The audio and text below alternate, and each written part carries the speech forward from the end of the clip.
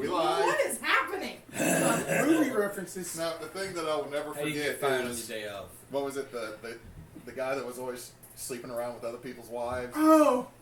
And he came running out of the house in his drawers, and you just saw the little person. I can't remember the actor's name. But he was like, if you needed, there's like 3 actors back in the 90s. If you needed a little person in a movie, Like the black dude. he was in something. There's something about Mary And also Bad Santa. and Bad Santa. Yep. I cannot remember the actor's name, but Can we hear the... yep, kind of. So, we're talking about Friday, and Spence might have to run us a Friday game. I'm down. How about now? It's really low still. It's really low. It's not usually that low. That's weird. The tension is so thick the music can't even cut through it. Is that better? That's better. I can hear it, yeah. Alright. Alright, so, That's weird. before Neysa does the intro, do we want to all 3 do the radio announcer voices like last time to try to get our inspiration? Sure. Like, we can do whatever we want. We can do a sales We'll do pitch whatever we announcement. Alright, well, Neysa, it's your go now. Okay, so I'm not doing a radio announcer voice because I'm going to be expected to do voices all the rest of this damn night. Welcome to Tears of Kairos. I am Neysa Does Cosplay. I am the DM. I am the boss. I am the god of gods. I am also the crazy person that has to put up with these crazy people because I choose to do so for fun. It was overall decided a bad movie. So not a good idea. So, if you're tuning in for the first time, welcome. If you're not, be prepared because it's about to get real messed up real fast. Let's do player character introductions, and then y'all can earn your inspirations. Alright, my name is Ninja Spence 21. I will be playing Zhonya, Embersong of the Fire, Genasi Chronologist, and also Zorina, her faithful blink dog that I got there listening to podcasts about. Okay. Well, my name is Jed. I will be playing Arten Dawnwatcher, the lean and fighter, bard, biter character. Yeah, he is.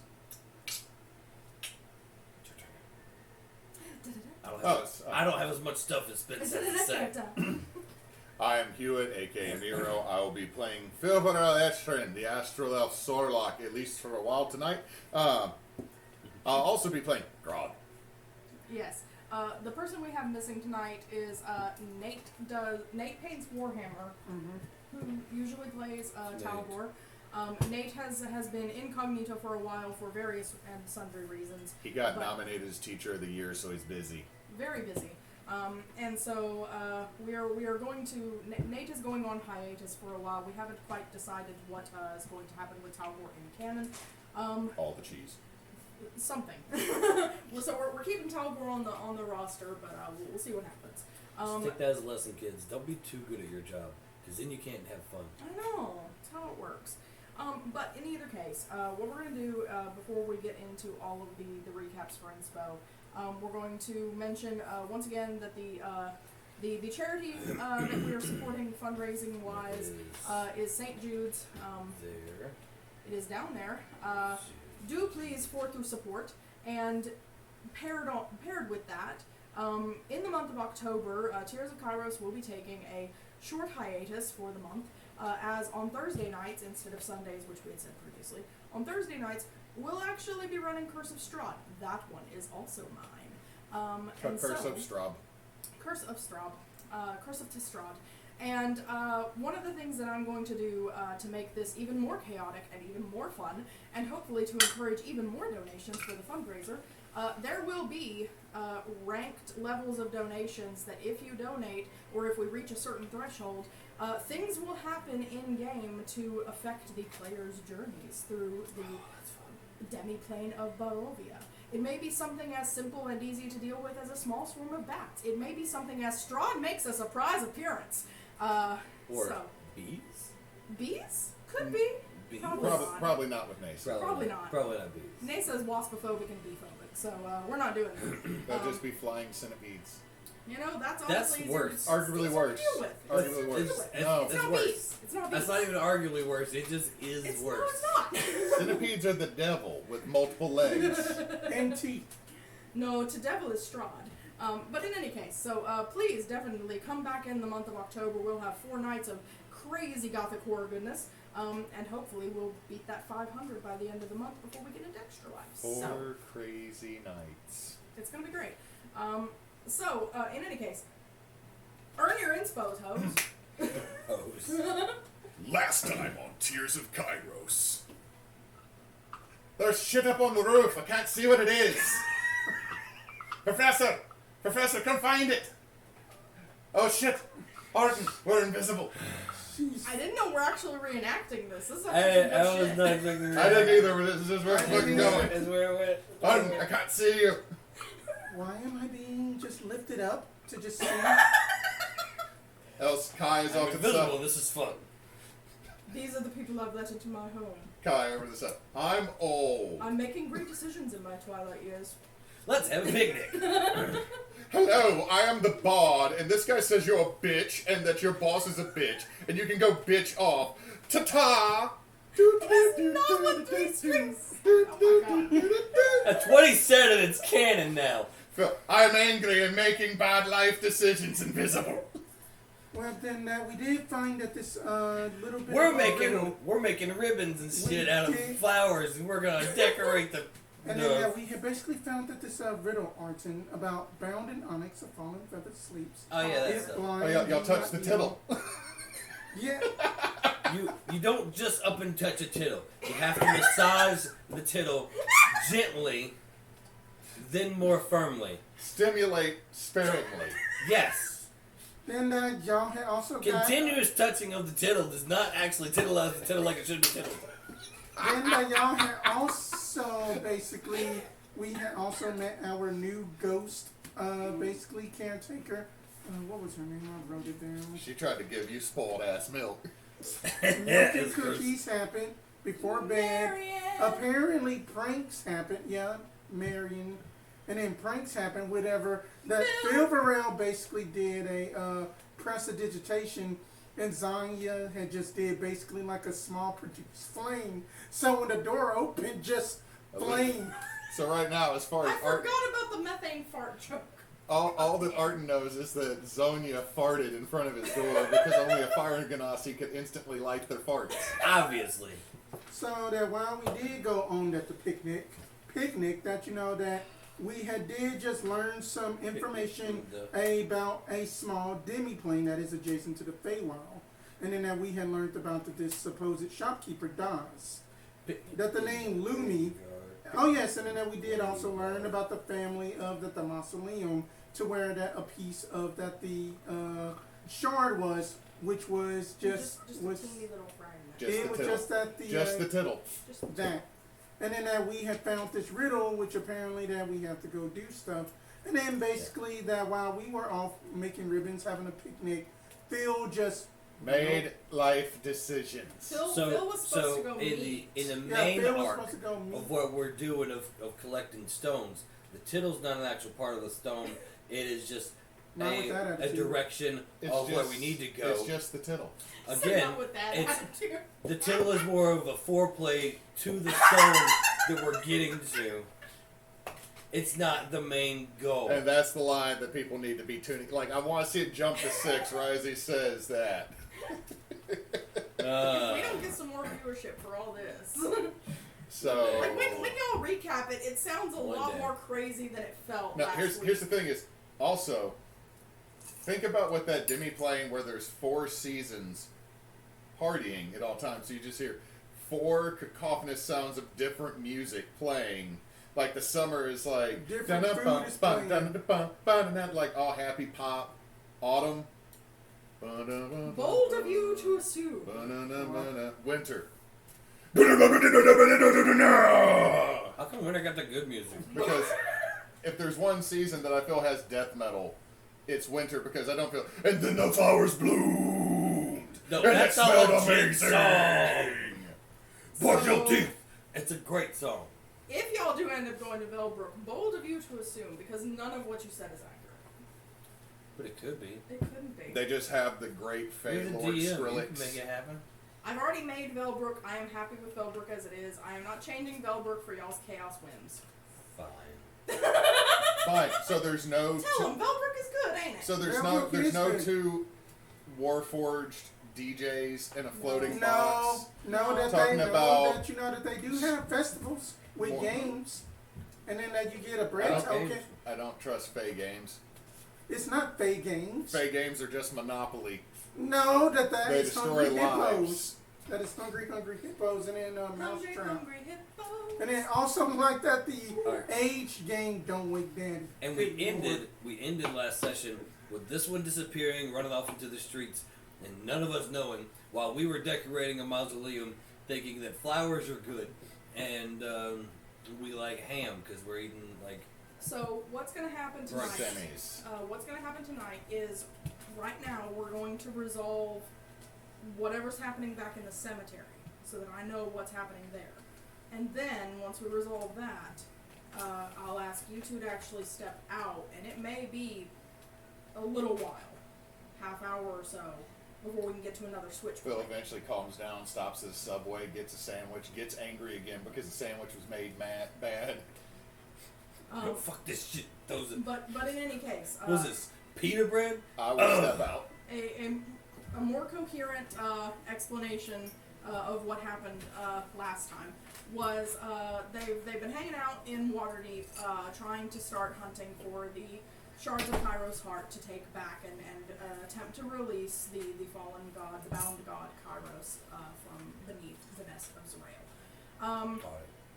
They've got two of them, one from Strixhaven, one from Ixalan, and they're now in Waterdeep attempting to do the same here. They've met up with one individual of a multiverse of individuals. There are a lot of different Kais, or variations of Kai that run around. They've met another one at Strixhaven, which is how this one actually was clued into their existence. So they're currently residing with Kai in his house at 13 Black Cat Way, which is just outside the City of the Dead. They went to the Yawning Portal. They made it back from the Yawning Portal, where the next day they went to have a picnic in the City of the Dead and double-check that mausoleum again. Found the riddle, which, if you would hand it back to me, and I'll do another quick read-over of it. Just so everybody's on the same canon page here. Bound in onyx, a fallen father sleeps. If blind ye be not, with hawk's eyes ye may watch as he weeps. With some careful questioning to Kai, they've determined that a good place to start might be the Hawkman statue. There are a lot of statues scattered across Waterdeep, which are all titanic in size. And in particular, the Hawkman has been converted into a series of luxury apartments, with the penthouse apartment located in the head of the Hawkman. So it seems like that might be an acceptable starting point. Phil left to go back to the gate into the City of the Dead, which is out of sight of where they were having this picnic by the Lathkalei Mausoleum, and was met with the bard, the harper, who he requested assistance from the night before at the Yawning Portal, who told him that the guy he wanted to talk to was not comfortable speaking with him and told him to be careful. And because Phil made choices, things have been set in motion that need to be resolved. So, we're going to pick up with you two, still hanging out with Erebos and Kai at the mausoleum. It's been about 25 minutes since Phil walked off to go have his meeting, and y'all were kind of starting to figure out maybe he's taking a little more time than we thought. When you hear the light strumming of a lyre, a long fretted lyre, coming through the trees, and approaching y'all's picnic spot, you see the same young, fresh-faced bard from the Yawning Portal the night before. His name is Three Strings, if you remember correctly. And he approaches and kind of leans against a tree, seemingly nonchalantly nodding to a few people passing on the path as he continues strumming. He says, "Your friend's friend did not want to meet him, and I gave the warning that I was told to give, but I have a feeling that you should probably be aware that your friend was not happy that his friend wasn't willing to meet with him."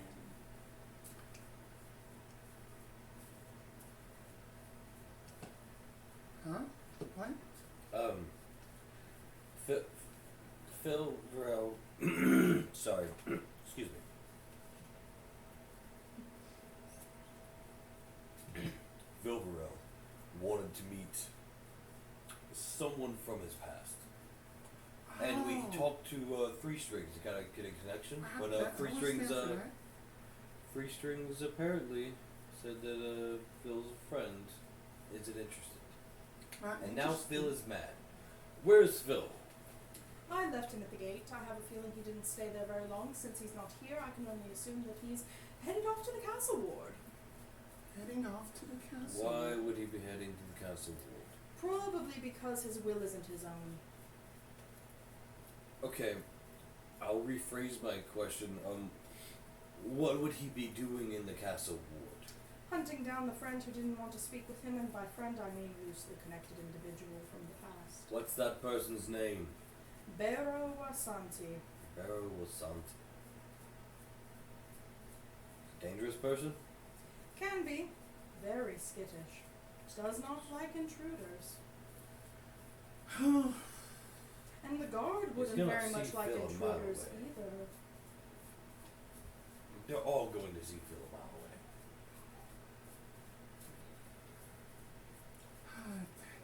Do we leave him to his own devices and decisions?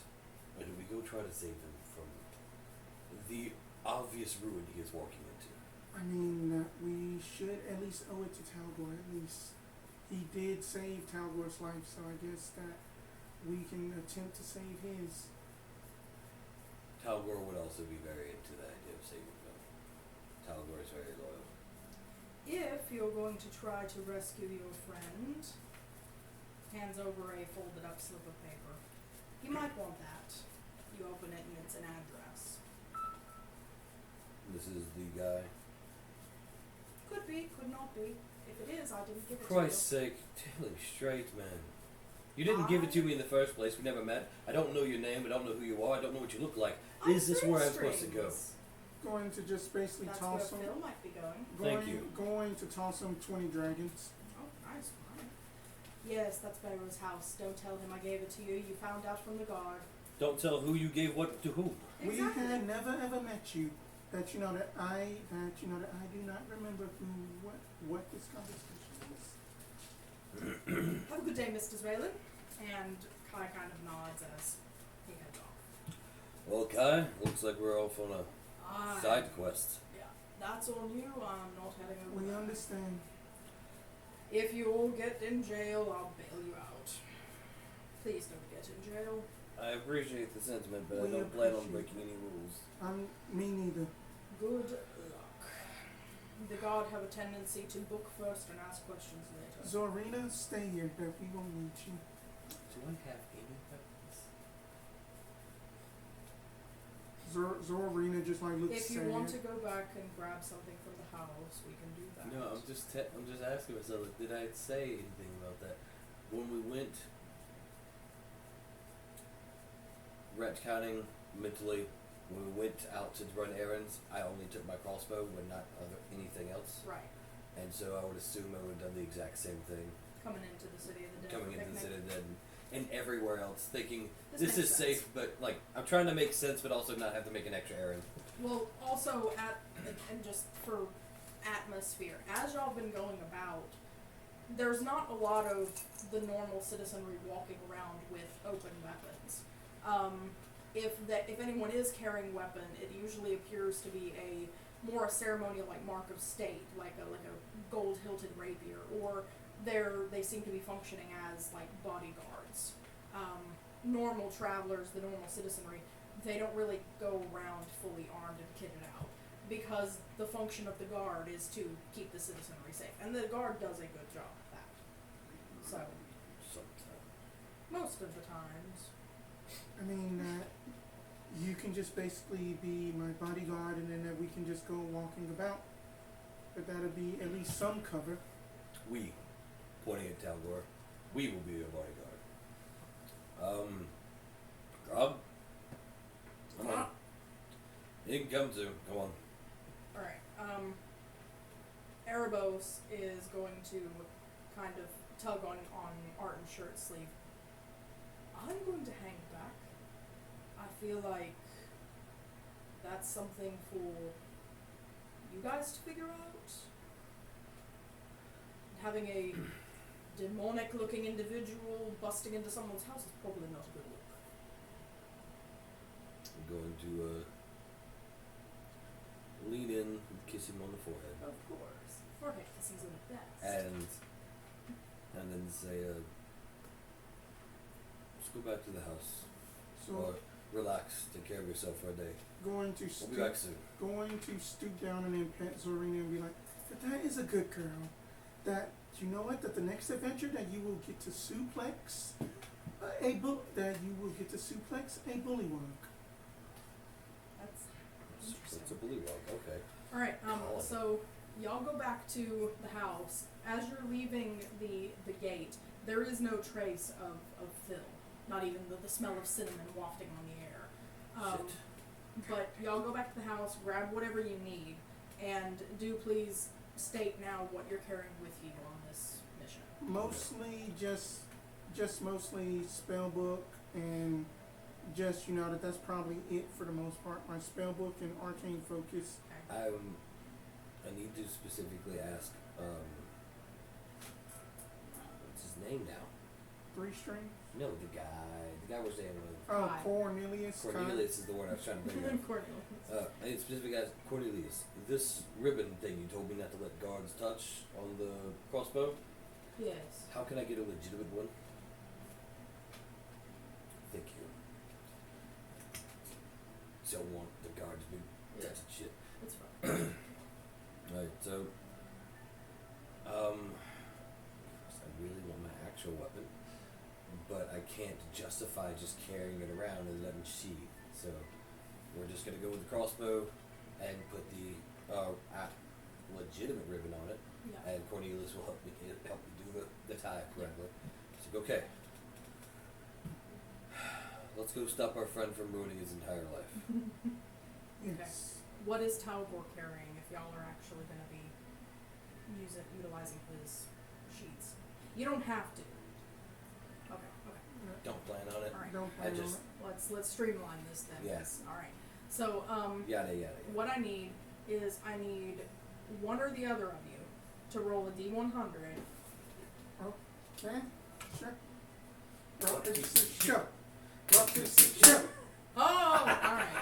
Suck it. So whatever that number is, I will be comparing it to Phil, and that's essentially which one of y'all is going to get to the house first. 12. All right. If y'all would head out and send Hewitt in. All right. Let's go get drunk. I mean, wait for them to tell us it's our turn. Yep.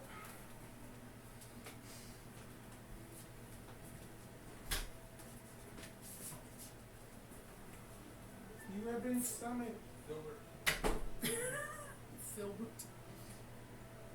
This is gonna be great.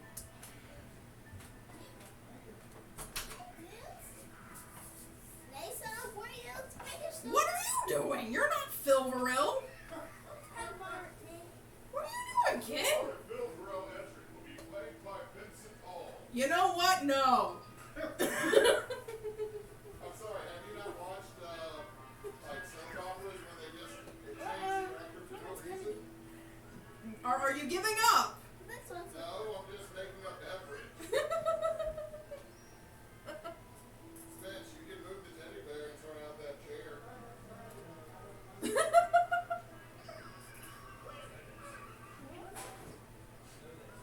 Right, Neysa, Yo. we gotta see Jed try the chair.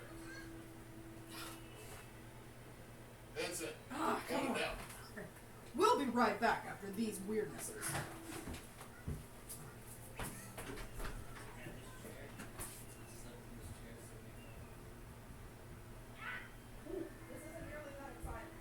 No, I was expecting something more.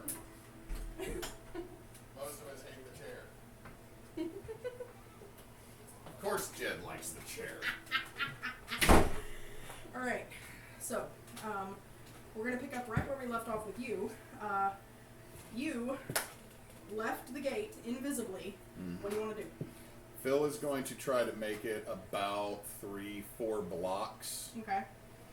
Then duck down an alley, which did I... Oh, shit. Math.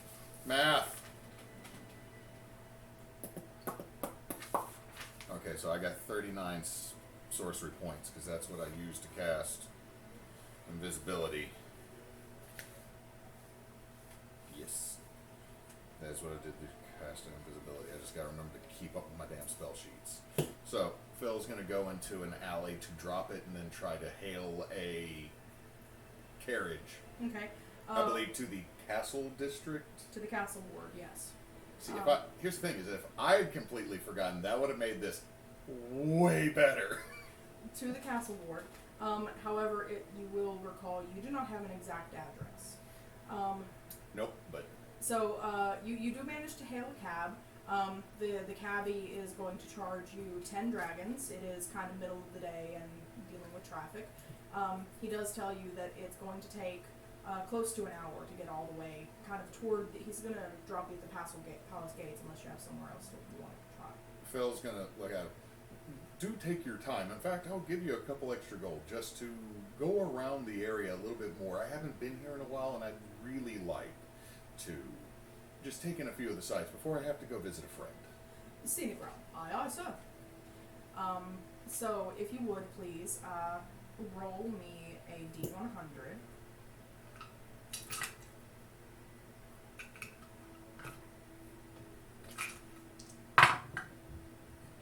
$68. Okay. So, during this, it's going to take roughly 45 minutes to actually approach the castle district, to cross that kind of negligible boundary as it is. Your cabbie will tell you when he's entering the castle district, and he'll say, do you want me to just kind of make the perimeter, or would you like to go kind of thoroughfare by thoroughfare? I think thoroughfare by thoroughfare would be fine. Alrighty then, and is going to turn down the first. I'm not going to pull up the whole map for this. But No, I'm not going to look up on the phone I left in here. It's fine. That my child wanted to steal, but was not available for him to steal. So the question, DM, is if we're taking the scenic route, do I get a full extra hour? So travel time. From the time you climbed into the cab, yes, you're getting an hour. Okay, so I'm going to then convert and make another 10 and replenish my slots from my warlock spells to have 49 sorcery points. Phil is just sitting there, foot's kind of tapping. In the back of your mind, from inside the lamp, Ushel is seething. There is an unprecedented, heretofore, you've never felt this level of just kind of irritation, constant irritation from her. Directed at who? The whole entire scenario. You get the feeling it's not directed at you specifically, but... I'm catching fallout from it because she doesn't get mad at one thing. Right. Phil's thinking, not going in the lantern, not going in the lantern, not going in the lantern, don't want to die, not going in the lantern. If you would, you can give me... It's going to be Arcana checks as you're kind of taking the scenic route through... 11. The first thoroughfare, you don't feel anything out of the ordinary, no excessive wards or anything, and Ushel doesn't really seem to catch to anything outside of your immediate space. Turns down another thoroughfare, make me another Arcana check. Worse. Okay. Same thing kind of goes along. Turning down another street, try again. Worse. This is turning out great for you. Oh no, this is 100% what I expected for our poor life decision boy to have happen to him. Alright. Like, honestly, I'm sitting there like, please let it be the castle ward, or else this is going to be even more hilarious. So it definitely, you're in the castle ward proper. You can, looking out the windows of the carriage, the houses are very much ornate and lots and lots of heraldry, pomp and circumstance. Everybody walking the streets is in very decorous, courtly clothing. Phil's gonna look at his flamboyant yet not fancy. Yeah. Phil is literally wearing like the hoodie that you get from the website advertised on the animated or anime TikTok compilations on YouTube. Yeah. Like this is not okay. It's not a knockoff because Phil made it himself, but it's one of those of, were you licensed to use that? But there does seem to be quite a few. There's a lot of people actually walking the streets. The cab that you're in is not able to travel very quickly. This does give you the time to really kind of take in the entire atmosphere. You remember that tomorrow is some kind of big festival day, and so there seems to be just kind of a lot of pregame going on. A lot of people out in the streets and just making a hoopla. Y'all turn down yet another thoroughfare. Make one more arcana. Even worse, it's a 3. All right.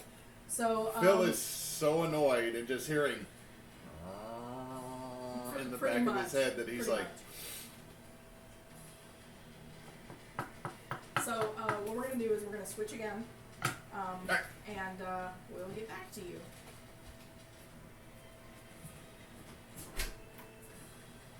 Hey, anybody got a bunch of D6s?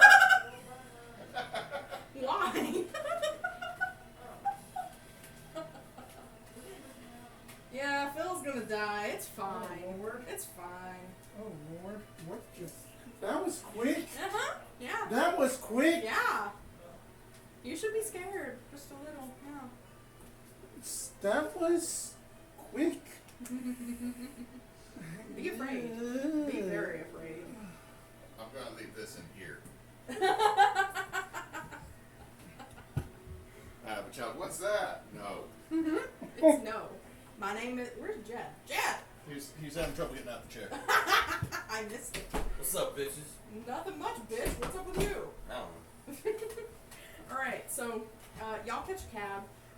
The cabbie does tell you that to get to the address you've given him, it's going to be close to an hour and 15 minutes in the cab because traffic's a little heavy. But he knows exactly where he's going. He only charges y'all 15 dragons for the trip. 15 dragons. It is for the trip. Okay. It is middle of the day, and So that's going on the party plan. he does say that after y'all been kind of on the road for a while, and he's starting to like the cab is you can feel it slowing down. He's like, we're getting closer to the Castle Ward here. There's a lot of people out on the streets. You know, the festival tomorrow and everything. With the dragons down, so everybody's kind of out getting the pregame on. So it's it's a little slow, but we're making good progress. Don't fret. Won't charge you any extra for the delay. All right. Thank you very much. So if there's any, Extra for delays. I mean that some people You do. should charge less for delays. I want faster, not slower. well, you got to think about the horses and the feed and everything. Standing around for an extra time dealing with traffic, it stresses them out. So we're trying to take care of the babies. That's true. In any case, y'all have the time if you wanted to prepare anything, talk over anything. You've got the time for it. Okay. Do we know anything about the Spanish trying to eat? I know that I can see about making a recollection if I can, making a history check or something. You can do that, sure. I'm gonna do it too. At disadvantage because I know nothing about this area. That is going to be a 23. Some bull. So y'all brought grog with you?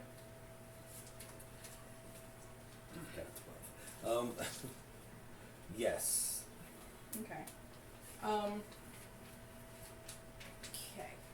Grog's been kind of fiddling with, he's got a little bag of like buttons that he started collecting from the house.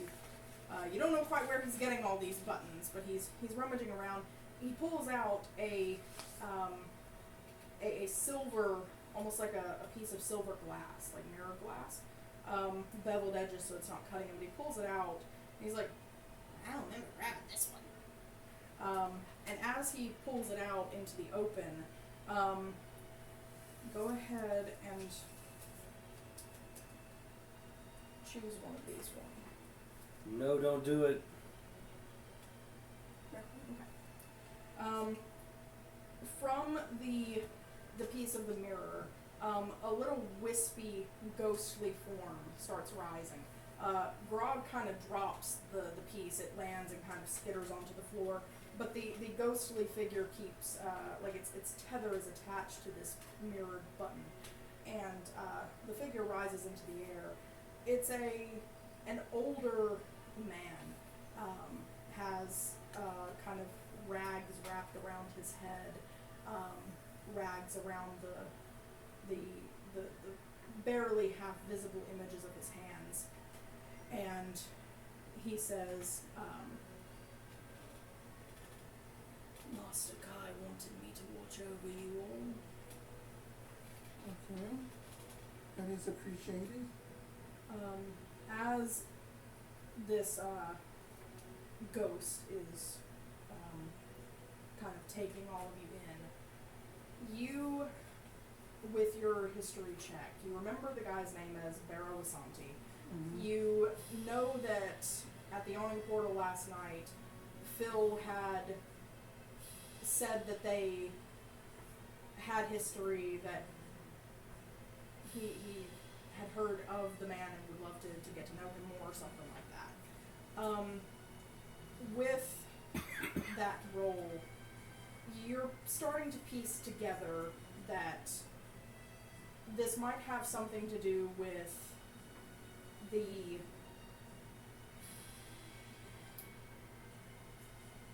maybe the source of Phil's power. You know that he's said multiple times that his goddess speaks to him through the lantern or whatever. You've always been a little suspicious of that. Maybe this Barrow Wasanti knows more about the lantern. And maybe that's why Phil is trying to get in touch with him.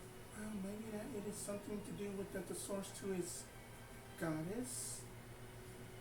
Why would a man in the Catholic district know anything about a lantern? But something doesn't seem right. That most wizards, that they aren't of the cloth, but they're more studious. So yeah, that's, that not going to judge. That some wizards can also do clerical things too, other than just take notes and then just play with stationery. It's just more so. The green-haired one. Green-haired? The green-haired one. Yes. Is who you're speaking of. I believe so. Never met the man. No, you're green. Oh yes. One. Our green-haired one. He carries no tokens of a goddess. No tokens of a goddess. Master Kai would not allow such in his home. He carries a lantern. It is not a token of a goddess. He referred to her as his goddess. He can refer what he wishes. He said it was a religion. I was only a beggar in life. But I know what Master Kai allows and does not allow within his home. That's fair. That is fair. Alright, so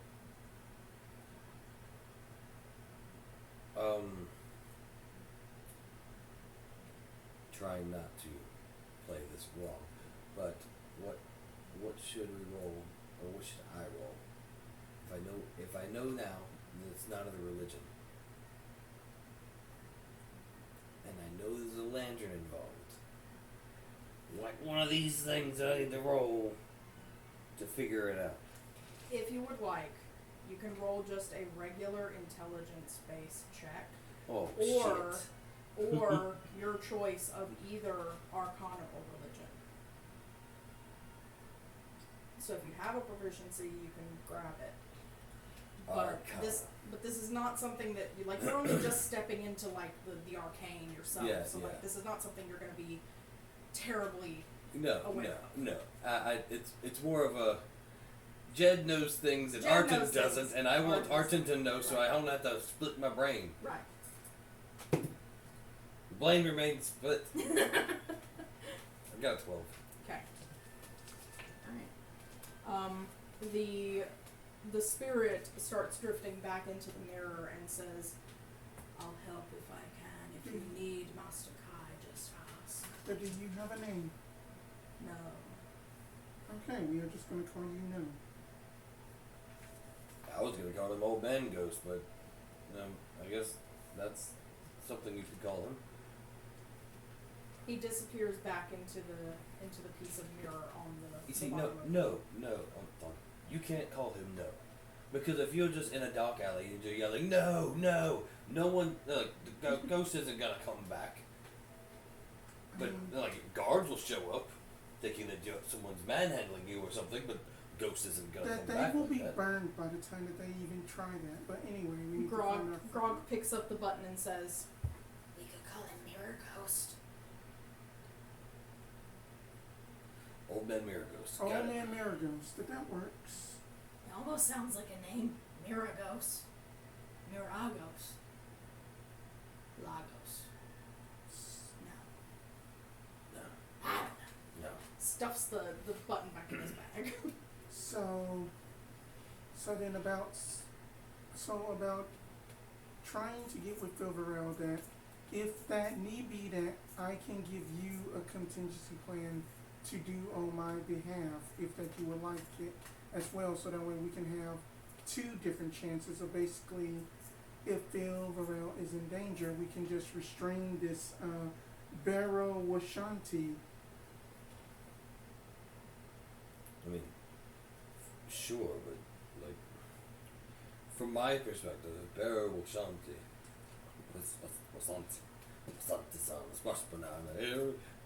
Barrow, from my perspective, is doing nothing wrong. He's living his own life and just doesn't want to associate with someone else. I mean, but then maybe that Fil'verl is just asking for answers, but it's still. Sometimes people don't want to be bothered. As that we are getting closer, can I make an Arcana check to kind of zone in on Fil'verl a little bit, just his magical energy or something like that? You can. It might be a little out of reach. Just fair warning. That's fair. But I know you've got a good mod on it, so I'll let you roll on it. No, probably not going to get it with that. Then that's an 18.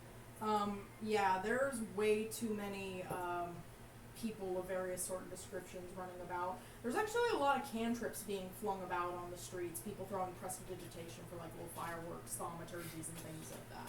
The magic activity is too heavy. I can't zero in on them.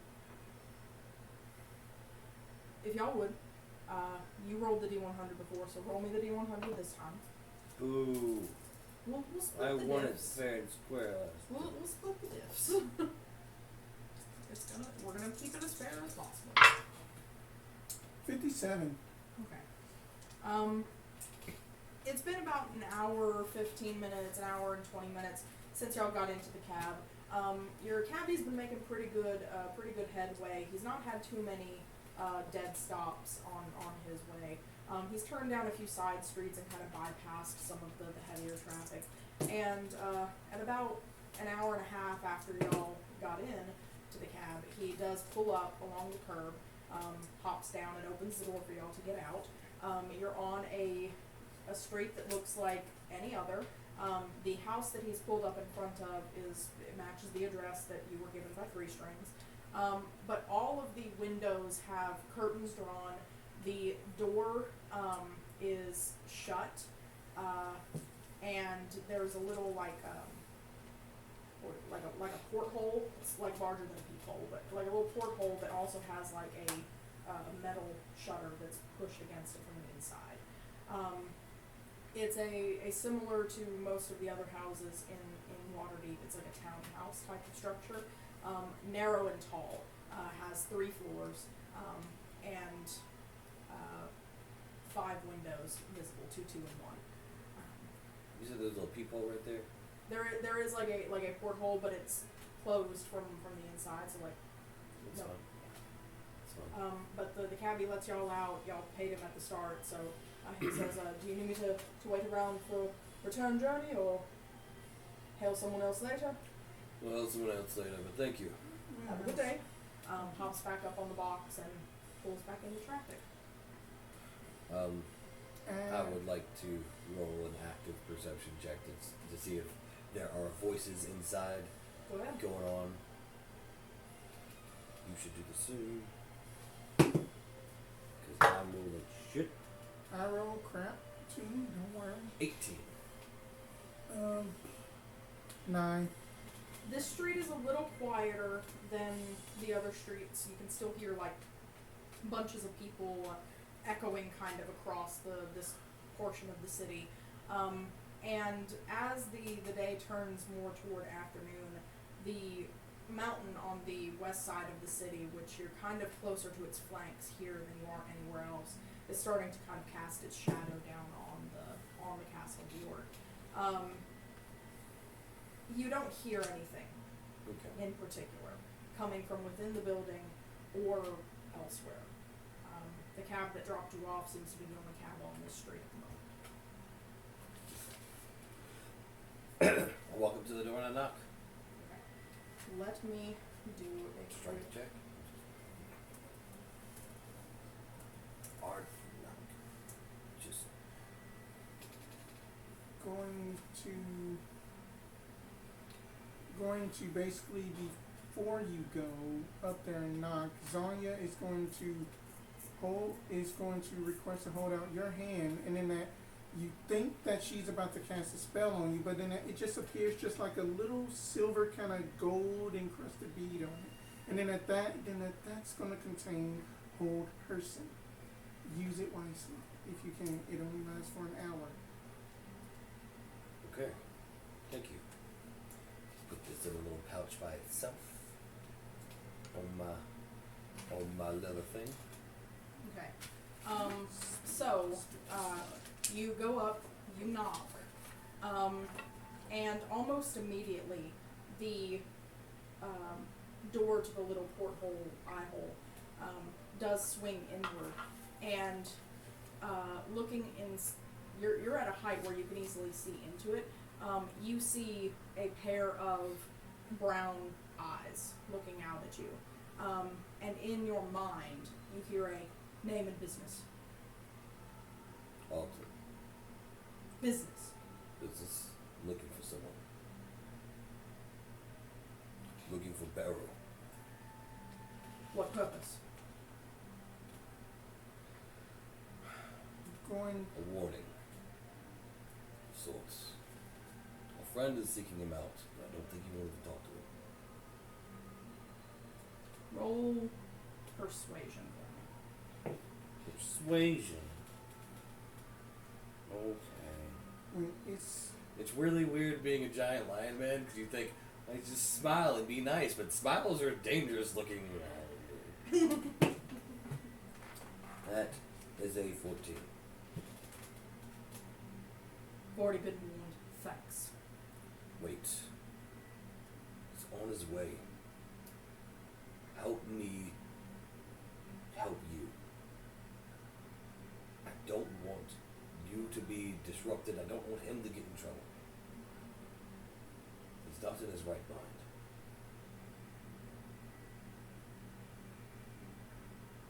The door closes over the eye hole, and the both of you can feel, you're both aware enough of what magic feels like, as it seems like Barrow is manipulating something, a ward or something that he's put around the door.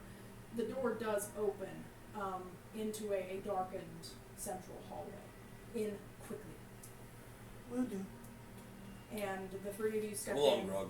He closes the door behind the three of you and immediately puts his hand against it, and you see this kind of golden shimmer that covers the entire door and the wall around it, and blends with an almost invisible golden shimmer that covers the windows to either side. We'll stop there and switch again. Okay. Change places! Changing places. Y'all gonna get your workouts tonight.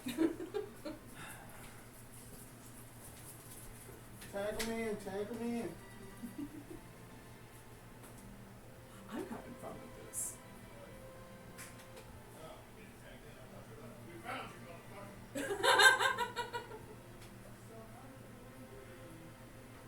They shot it with a bow and arrow, but they accidentally released the catch too soon.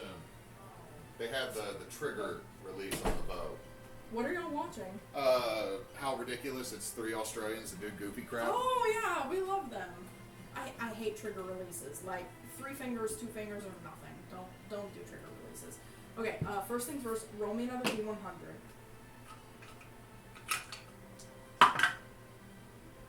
26. Okay. So you're still trekking along through the castle ward. Eventually, you know that it's been a solid couple of hours. And eventually the cabbie kind of pulls up. He says, "All right, that's pretty much all the thoroughfares, all the scenic routes." Wait, how many hours has it been? It's been a couple hours. So 2. So you already used 1, so you only get 1 more. I know. usage. I'm just saying. Phil's sitting there literally thrumming. Like, he looks like when Fry is about to get to, like, the 200th cup of coffee in Futurama. He's sitting there like the Aurora Borealis that's going through his dreads is action. Yeah. It's not so much like, most of the time it's like a, whoo, people like didn't notice that. Phil's hair is literally, has like a slight ethereal glow to it when these things go, it's like, it's hard to miss. Yeah. So the cabbie's pulled up, and he says, "So, we're here at the palace gates, kind of the end of the line. Unless you have a more, do you have your friend's address?" No, actually, he just moved here, and I'll be honest, I left it back on the Spelljammer. Thank you, though. I'll get out here. I'm pretty sure I can find him. It's kind of hard to miss him. All right, you might have some luck asking some of the folks on the street that if they're from Castlewood, maybe most everybody knows everybody. At least on a ward by ward basis. There's no markets in this section of town, are there? Not terribly so, and it's kind of pre-game for the festival, so everybody's kind of shut down and having a good I time. understand. It's just also kind of looking for a touristy thing to pick up, but I didn't want it to be like back where you pick me up. They have all those T-shirts that say let's see, hold on. Got Runk and Drunkerdeep shirts. I really don't care for those tunics, or the ones that say like Gith Yankee Body Inspector. I'm just not for those. I'm looking for something a little bit more classy as well, but I appreciate you. It's really fantastic. Thank you. You might have some luck. Sometimes people set up on small booths or something on the side streets, at least until the black folks What's come the along. I know that there's I've been to one neighborhood that had a mimic. What is the mascot for this section of town? Your DM needs to look at. I don't want to cause a faux pas for cheering for the wrong team.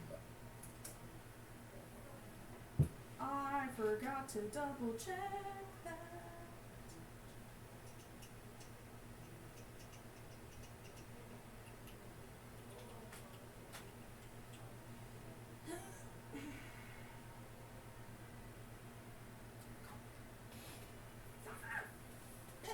Too many tabs open, clicking the wrong things.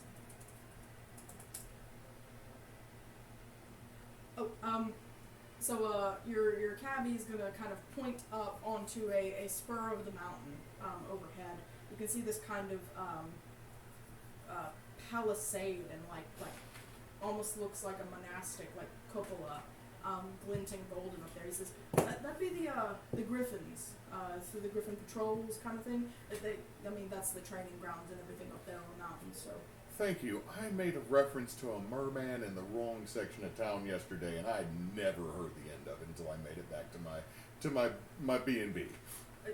Perfectly understandable. If you still haven't found your friend by the evening, you might try the yawning portal. It's kind of down on the southeastern border of the castle ward. Easy enough to find. Everybody knows where it is. Yes, I went there yesterday. Durnan is a lovely man. Yeah, it depends on who you talk to. I'm contractually obligated to say that at the moment. Fair enough, sir. Fair enough. Well, if there be nothing else, then I'm gonna pick up another passenger. answer? No, it's my mother deciding to call me at 7:30 every night. Because I didn't call her today.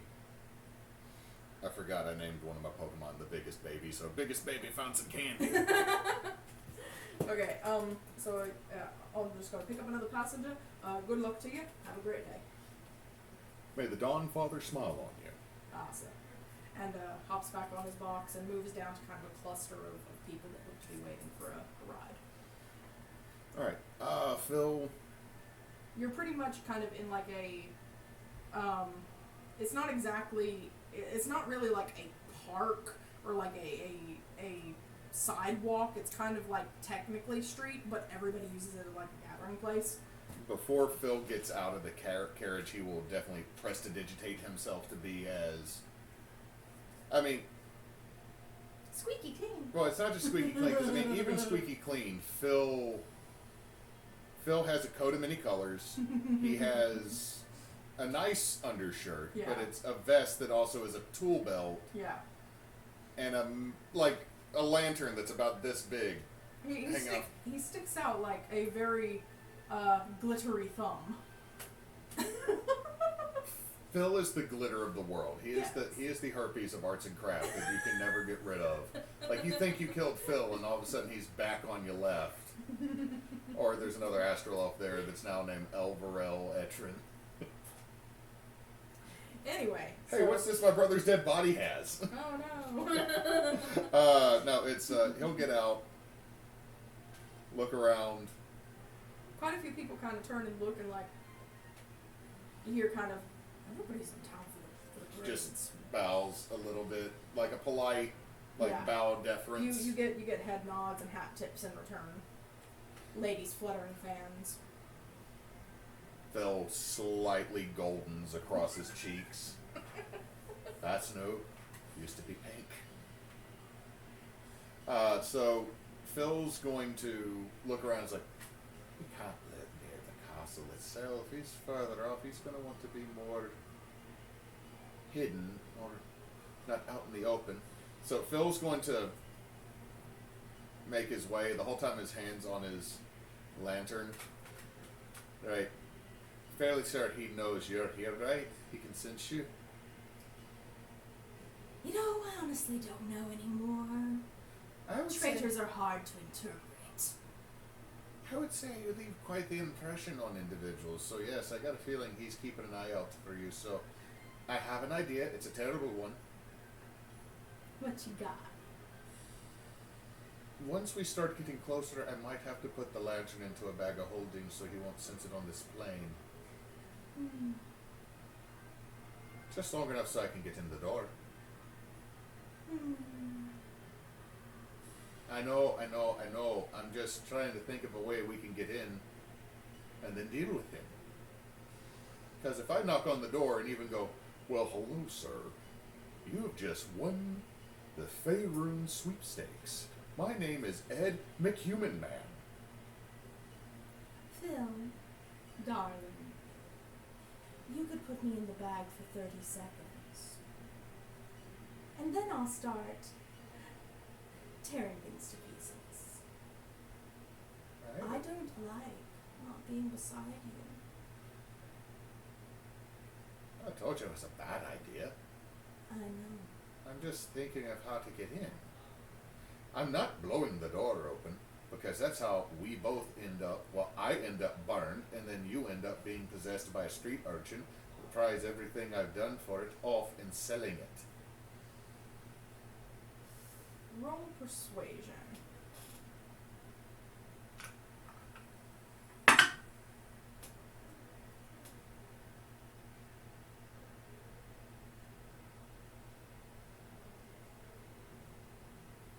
$17.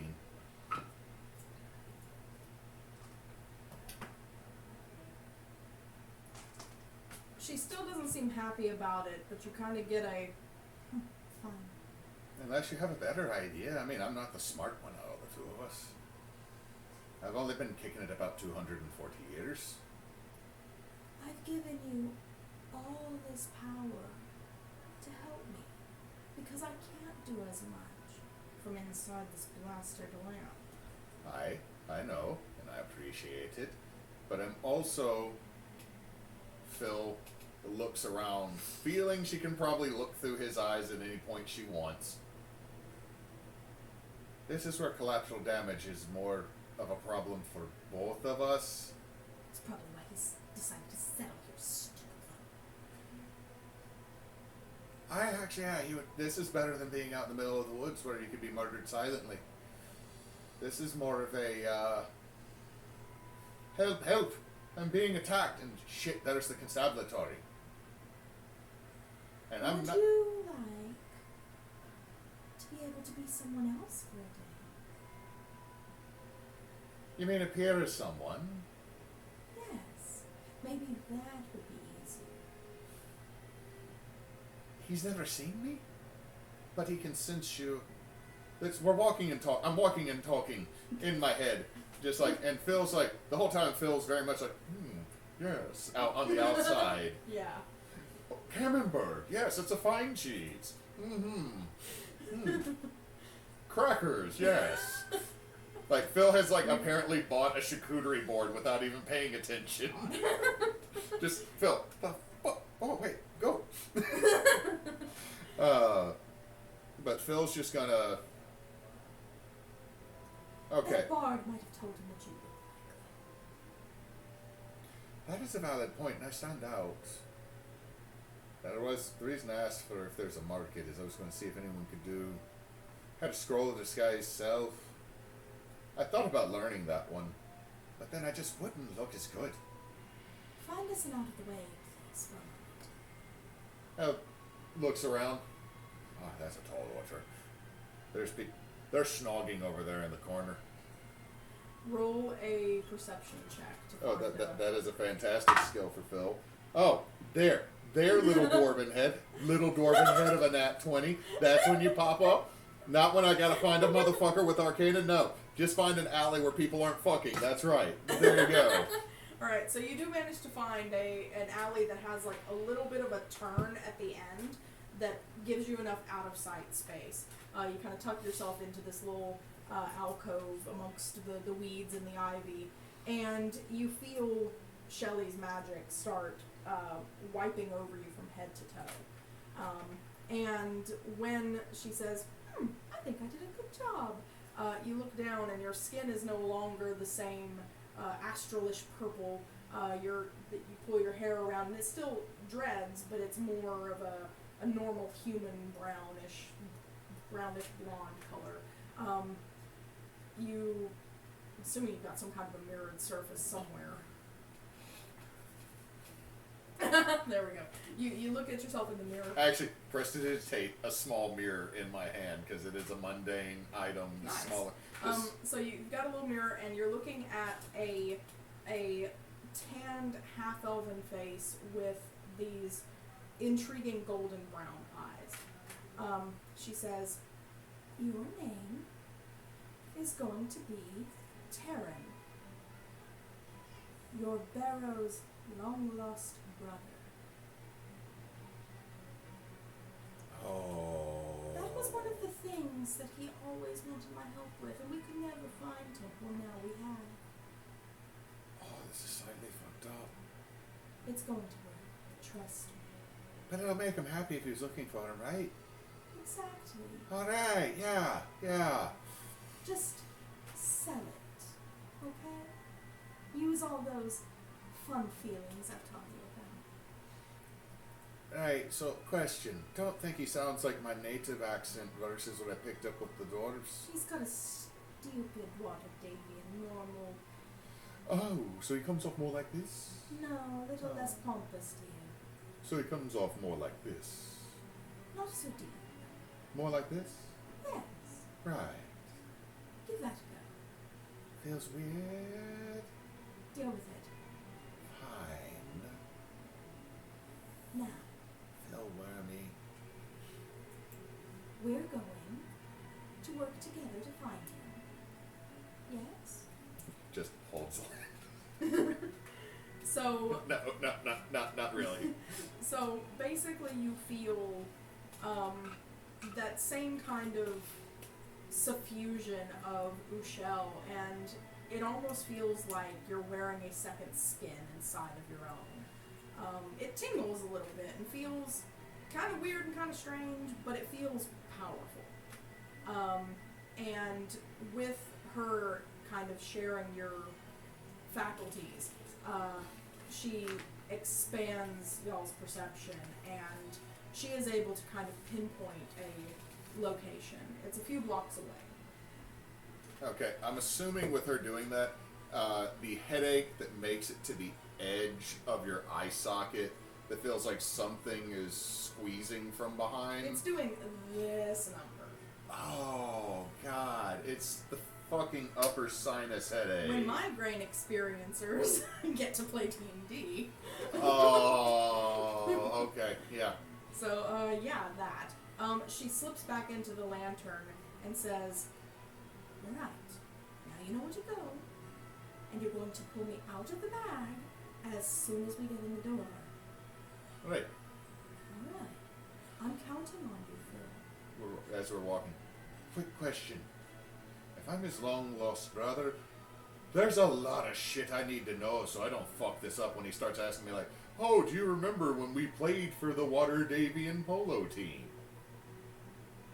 Roll me a wisdom save. Oh. You asked. That is a nat fucking 1. So, 5. Okay, she starts throwing every memory she has of her time with, Just Fil'verl. eyes progressively getting bigger, followed up by... So, Yeah, there's some psychic damage here. it's low. Take 2 psychic damage. Alright, I'm still at 90.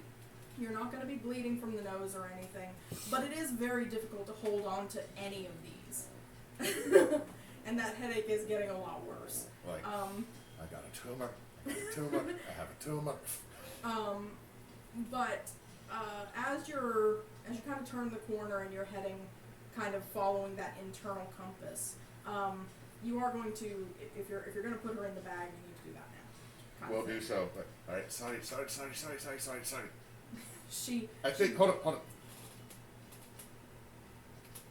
Yep, nothing Woodard's in the bag. It won't be like the lantern floating by and like just the decapitated head of an enemy. So, she's in the bag. That seals her away. Thankfully, the spell that she's cast on you to disguise you does remain. Go ahead and roll me. Just make it a wisdom check. No proficiency. Let's just see if you can retain what I need you to retain. 6. No, you can't. All right. So, This checks. I have a headache. all right. You know what I remember? One time in lower primary school, he peed himself. Oh, damn. But I threw water on my pants and another kid's pants too. You know what? And like made it seem like it was like, there was a wizard. He made us all do it. So we're gonna switch again, Right. and we'll come back to you getting to Barrow's house. Sus.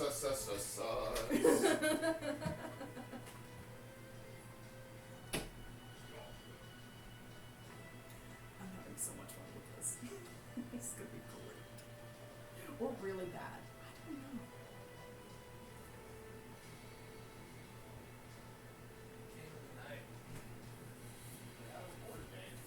Came with the You can actually get high quality wooden pieces of Tal'gor the game from Wormwood.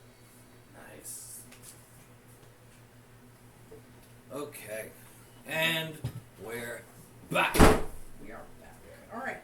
So, we left off with you guys just barely getting in the door. So the door's closed behind you. Barrow has reactivated whatever wards or anything he's got going on here. I need to mark off a couple of things real quick for that.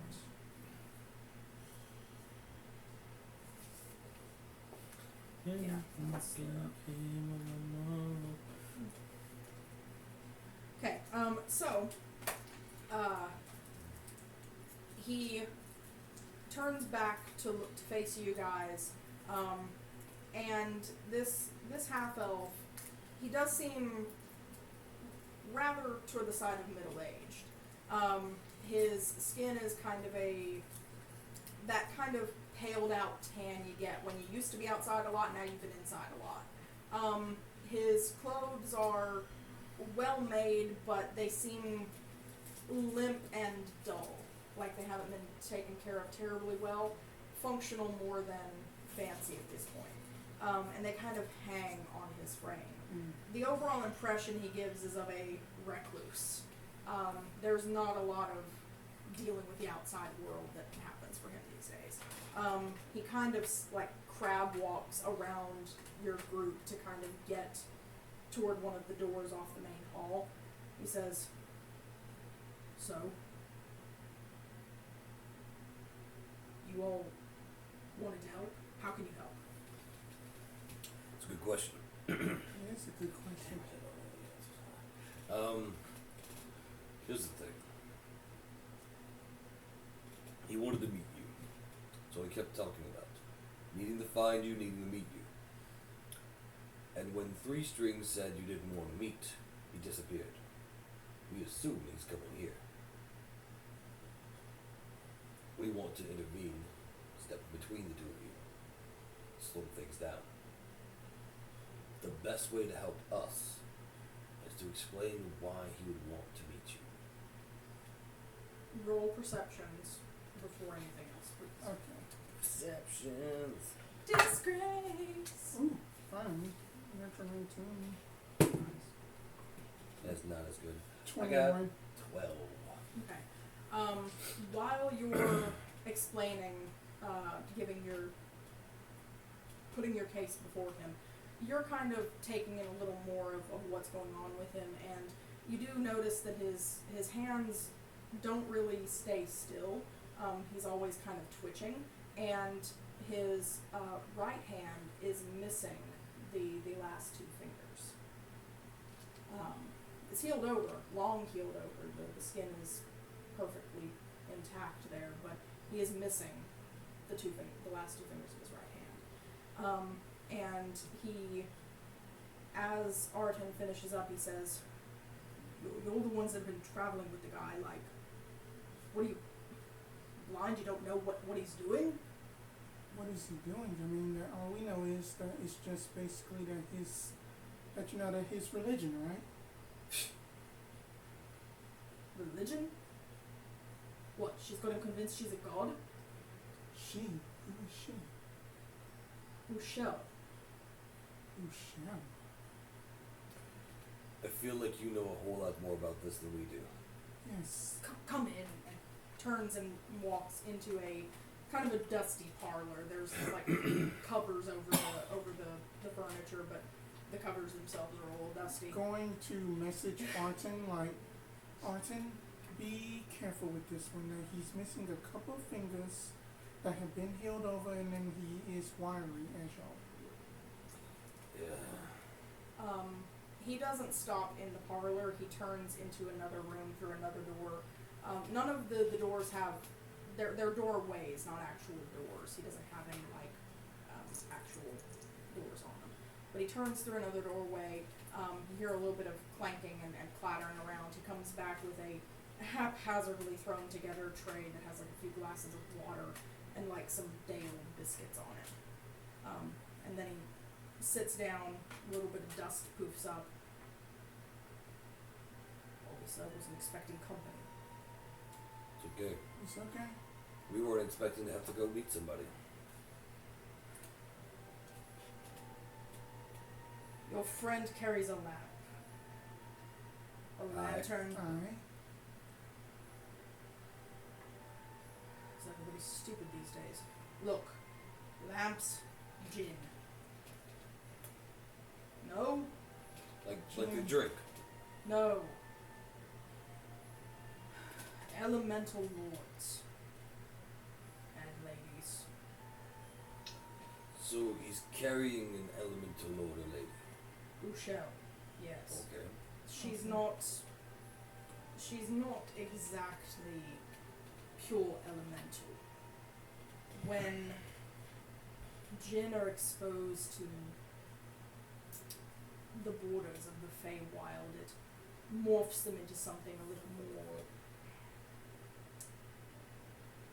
ethereal and ephemeral. Ushel has styled herself the Lady of Enjoyment and Euphoria. This tracks. This tracks. Phil, when he described he described it as a religion, and the only time he'd ever felt joy and happiness. From what Three Strings said, your friends in Astrolove, Yes. Yes. they're not known for their normalcy. He's not very good with emotions. Yes. So, if he's lived an entire life with no emotions, and then she comes in as a goddess of pleasure, then of course it makes more sense. It would be like putting a prime rib in front of a starry man. I happened upon her through a series of bad choices. My brother had gone missing, and all I wanted was to not feel so broken anymore. She used that, and we were working together to share her life and laughter to everyone we could. Till I realized that would be hardly a good thing. All things in moderation, as they say. But by that point, I was nearly done with the preparations. There's a ring that I acquired, that I spelled to bind her to the lamp. Before that, she existed much as any other summoned creature exists, free to do as she will within reason, within bounds that we had set and established. I tricked her and bound her to the lamp. You said there was a ring? It's in a box that's locked, that only my blood can unlock. And if he's coming here, then Ushel must have told him to come here, and with an ultimate purpose to get the box, the ring. I mean, he has been looking for jewels and stuff for the past, who knows how long. That's just to decorate the lamp. Maybe. Does that do anything? Tasks to occupy time while the bearer of the lamp becomes stronger. Okay. Would destroying the ring release Ushel? Destroying the ring would alter Ushel into something even worse. Okay. Just got to make sure that he doesn't get it. Like that, was there a reason that you tricked her? Once you're attached to a djinn like Ushel, breaking that bond is not easily done. It takes time, it takes effort, and if they're always beside you, they're always watching. I was decorating the lamp under the guise of giving her a gift, a permanent attachment point to this plane. It wasn't a lie, until it was.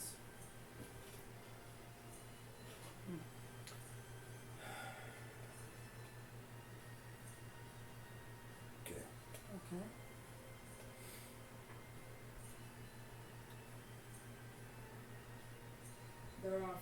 yourselves in place.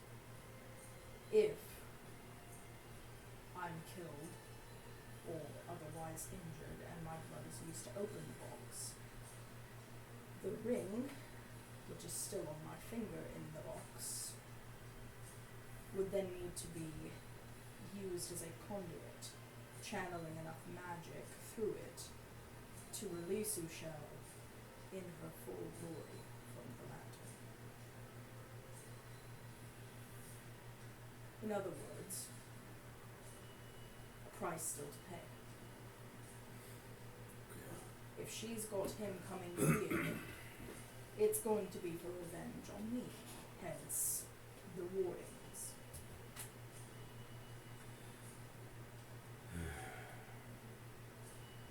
I'm by no means helpless. I've spent these last 50 years studying, finding other ways to protect myself and stop her, or whoever she sends next. How many has she sent so far? He's the first. I'd hoped he wouldn't show at all. Then we walked up to your door. Damn. So, as I said, what help can you offer?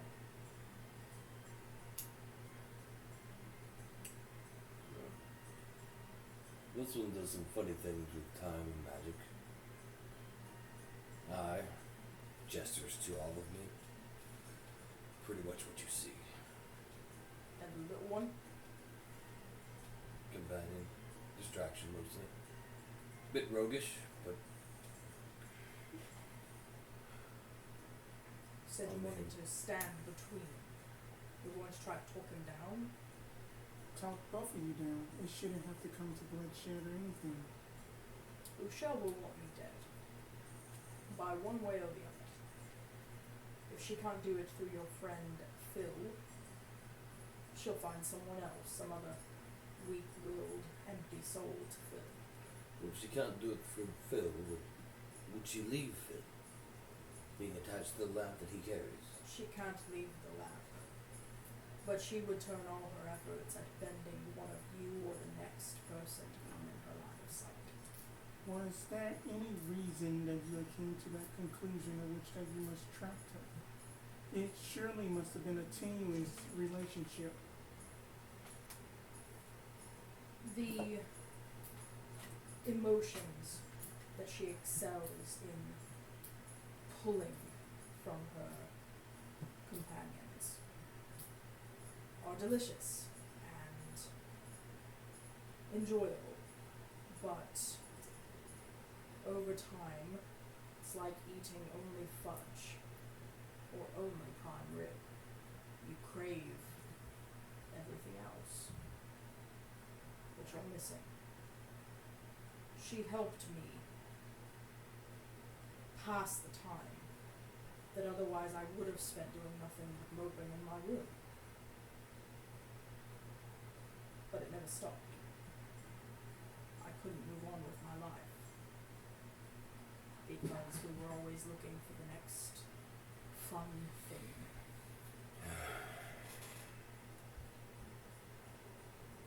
This sounds really familiar.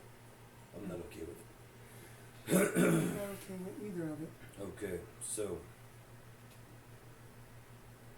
when he comes, and he's going to come, I doubt he'll want to come to the front door. If he snuck away the way he did, he'll probably be trying to come through a window or a back door, cellar. Do you have things of that nature? No cellar, and all the windows and doors, including the back, are bolted and warded. Rewarded. Good, good.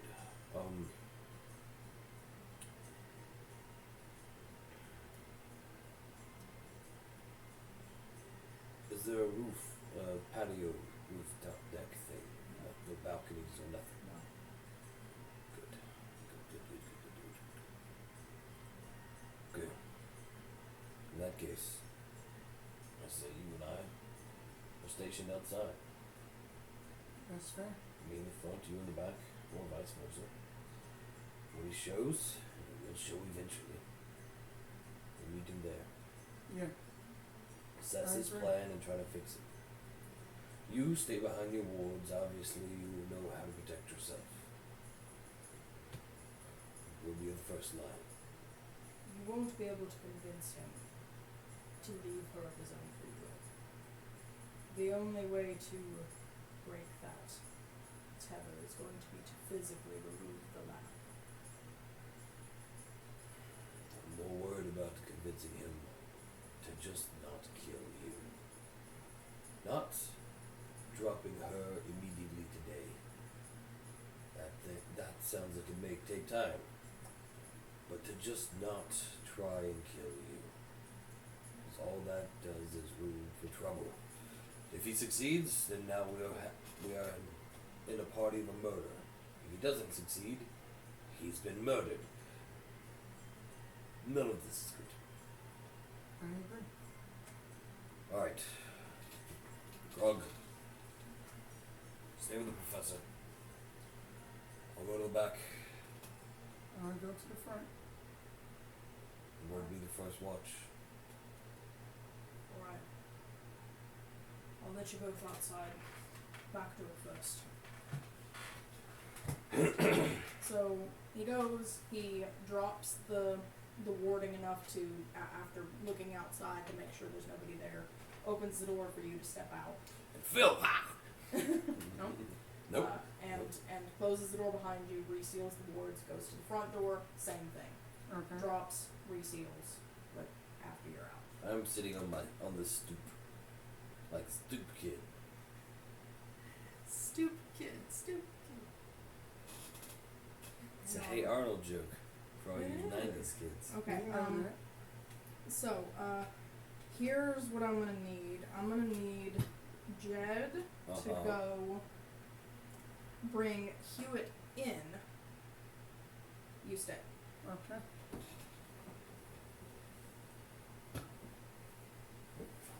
We're gonna make this as dramatic as possible. Okay. Remember, Grog's with you. Right. You okay? Mm-hmm. Alright. Here we go.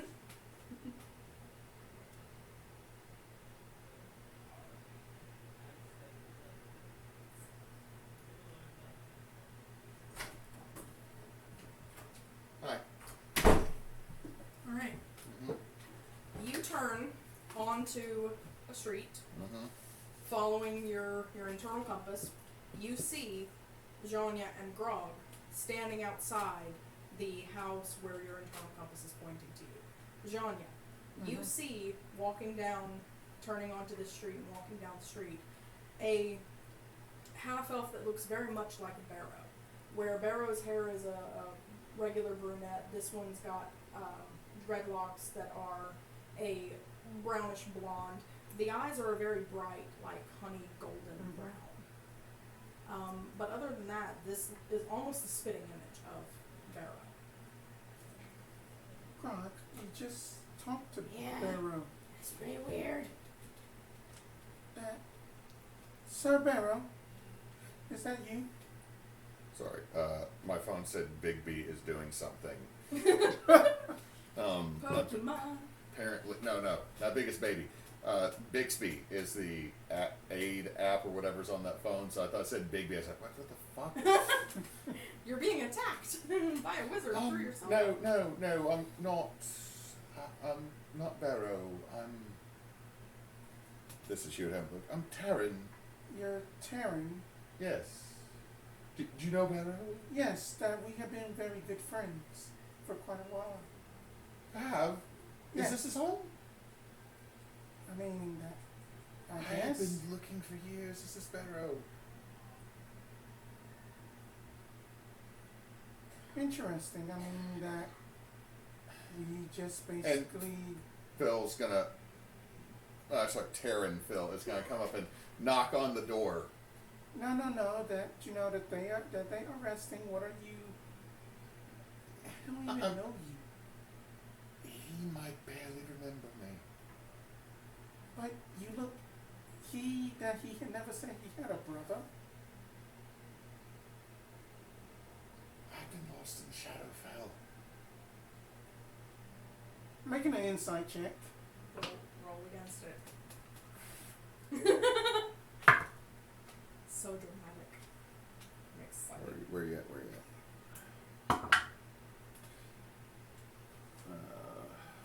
23. 17. Alright, this person seems earnest. Wow, I mean, that we had just met the guy that I guess that this is true. Go ahead, knock on the door. Alright. If you would go ahead and go grab Jet again real quick. Okay.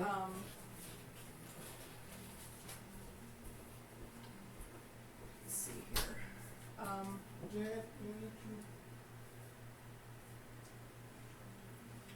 I need to find better music, cause this is not appropriate music. I've been summoned. You have indeed been summoned.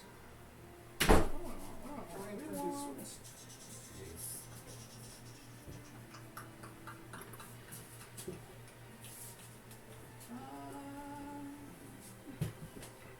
We've been here the whole time. Actually, I'm gonna try Y'all just been waiting at the door the whole time. No. Alright, so, Arten, Yup. roll me a perception check. Perception. Check. That's 20. Okay. So 25 is the number. I rolled a 20. Okay. It's only been a couple of minutes since you've been standing out back and you've been scanning the kind of the alleyway. It's not a very deep alleyway. You can easily see all the way to the cross streets on both ends. And it's only been a couple of minutes. You hear knocking, and you're pretty sure that it's coming from the front door of Barrow's house. What do you want to do with that information? How is the knocking? Is it frantic and hard, or is it like light knocking? Like Oh my yeah, I'm gonna go see who the fuck that is. Okay. So you turn around. Are you going to try to go through the house, or are you going to go around? Around. Okay. So Are you in the house? no.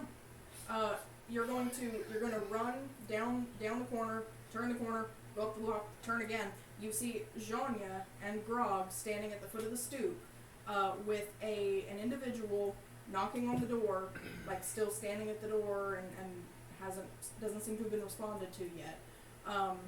Zhonya seems very confused, and the person standing in front of the door looks very similar to Barrow in their build and construct. Gold, kind of brownish blonde hair in dreads, and as you approach a little closer, they do turn to look at you, and you see kind of golden brown eyes, tan skin.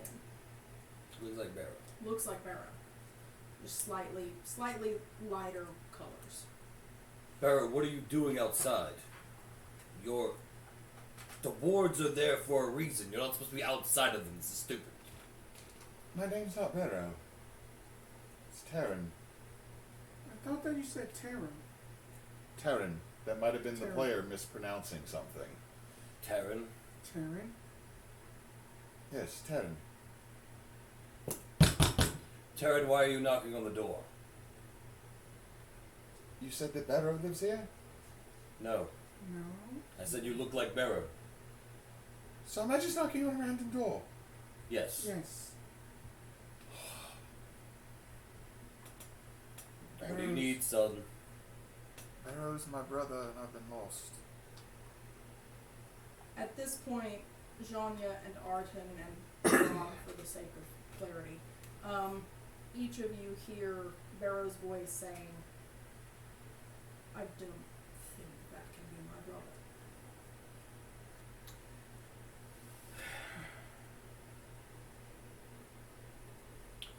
You're lost. Yes. For years now. Well, sit down. Sit down. Tell me everything. Does he have a lamp? No. No. Okay. I'm gonna be observing, be looking for something of that nature. I'm asking you. I'm not gonna ask you. You'd lie to me anyway. Hewitt, go ahead and roll a D100.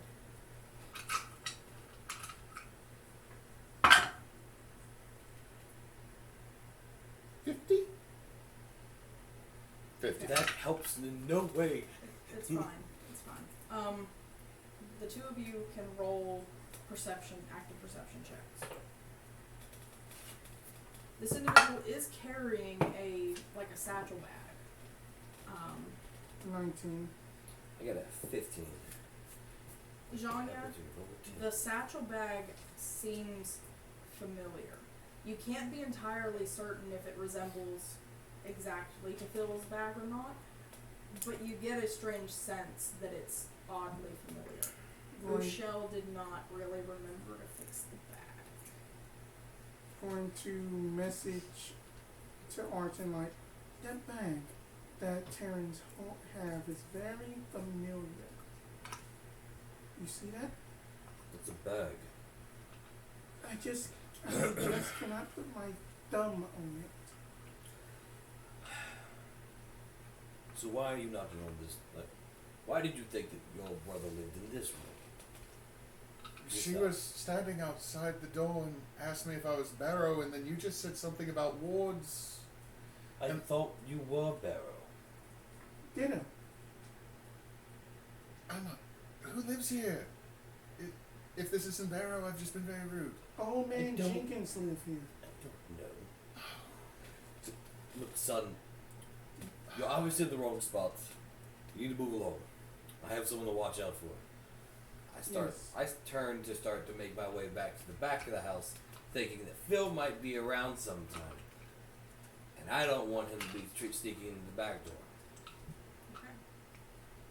You make it to the back, to the alley again. There's no sign of Phil or anything like that. I'm gonna go through the back door, knocks gently. Barrow. They're still out front. Why don't you think it's your brother?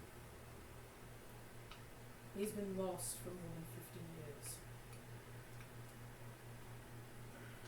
I don't think he would look the same as the last time I saw him. I've aged. He should have too. It's a fair statement, Barrow. It's a fair statement. Yeah. Does Ushel have the ability to make someone look like someone else? She specializes in giving you what you think you want most.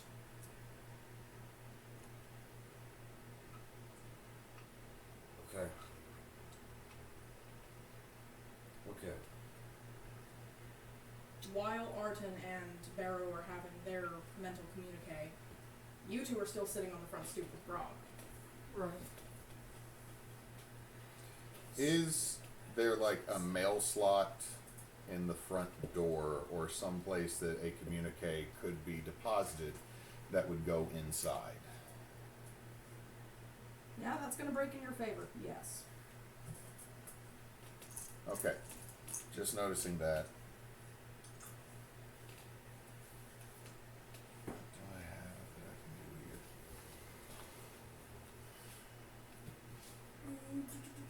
I know. Like, when Go. I know, like, time is a thing. You gotta split. Yeah. Because as soon as he said she can do that, she can do something like that, I'm a sprint all the way around. Okay. And as soon as I'm within earshot, I'm yelling. Alright. I want Uh, whatever's, Yeah, whatever's I don't want happening them to here. complete their thought, but I don't want them to get So- past that. it's gonna last a minute.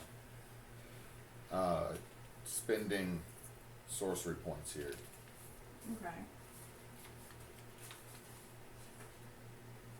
Being confused here that. Okay, so I have to spend 2 because it's still a cantrip.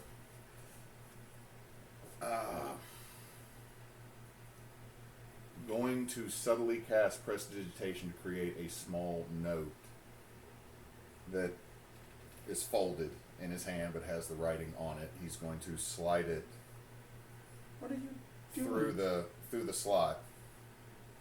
Can I try? Yeah, you can see him reaching. Yeah. for Then the, I'm the like, slot. and then I'm about to smack his hand away and be like, "What in the hell do you think you're doing?" Leaving my brother a note through the post. And as that she is doing that, she is going to use her circlet of detect thoughts and detect Terran's thoughts. Nice. Okay. So what's the ish on that again? That I can initially learn surface thoughts of a creature that what is most. Do we on need its to mind. roll to see if she actually slaps his hand away from the slot, though, or if he actually gets it in? Sure. Gets it in. So athletics versus athletics. Contested dexes, yeah. Okay. Or something like that. Okay, not strong suit. New dice. Do you want to betray me? roll? Do you want to betray Yeah. me, new dice? New dice betrays me. All right, and then I You got start a out. 16. Yeah, I got a 5. She just basically just slaps it away and just. Right. And the circlet of detect thoughts. I can detect surface thoughts at the moment, but if I would like to pry deeper, wisdom save. And then Okay. if on a fail, I gain insight. Surface thoughts. Why would they stop me from going through the door? Why are they... This is rude. Like, I'm going to say Phil is not fully aware of surface thoughts because of having a fucking spike driven into his Yeah. brain. Yeah. The real question is, it's gonna be Phil's brain voice. So insight as you're catching that Okay. to see if you're registering the familiarity there. Just only a 12 on insight. There's enough magic altering. There's enough magic swirling around this individual that you're not entirely sure about, like, the pure familiarity aspect. You don't know if this is Phil's brain voice or not. And about this point, Arten comes around the corner. And you just see a giant lion man sprinting your way, yelling, "It's Phil! It's fucking Phil! That is Phil! That guy right there, his name is Phil, that is fucking Phil!" Alright, what I'm gonna need is, how is Terran going to respond to this? Fine. All the body language is just... What? But, and I don't mean like bad acting. What, like honestly confused, followed up by that is a whole lot running at me. Like, Oh yeah. the surface thoughts. That's a lot. Okay. That's a big boy. Alright. Wow, that's a big boy. Does my brother have guards? No. Who's Phil? Who's Phil? and why? PHF Exante. That. Insight. Like, Spelled with an F. Oh my god. A 9. This. I am not an insightful person. Yeah. Alright, so shock and disbelief, confusion. You're running up to them to do what? full on. Like, it's a Wookiee running out of the fucking hallway. I run up to them, and I assume his back is still towards the street, and he's trying to get to the door. Not really. He's like half, he's half looking at toward me. you. Yeah. Okay, so was doing this, got the hand slap. Like, like this is kind of like the halfway pose like this. To run up to him and grab him on the shoulder, and I pulled him off the stoop. Oh, not resisting. Yeah, you've pulled him off the stoop. Pulled him off the stoop, and then straighten him up in the middle of the street, like you're about to scold a child, and you have both of his shoulders in your arms. And you stop him and look him dead in the eyes. And, your name is Phil. Fil'verl, you're an astral elf, magic man, and you worship something that's in a lamp. That's who you are. Don't know. You are Phil. Now fix your face. You just see tears coming down out of the eyes.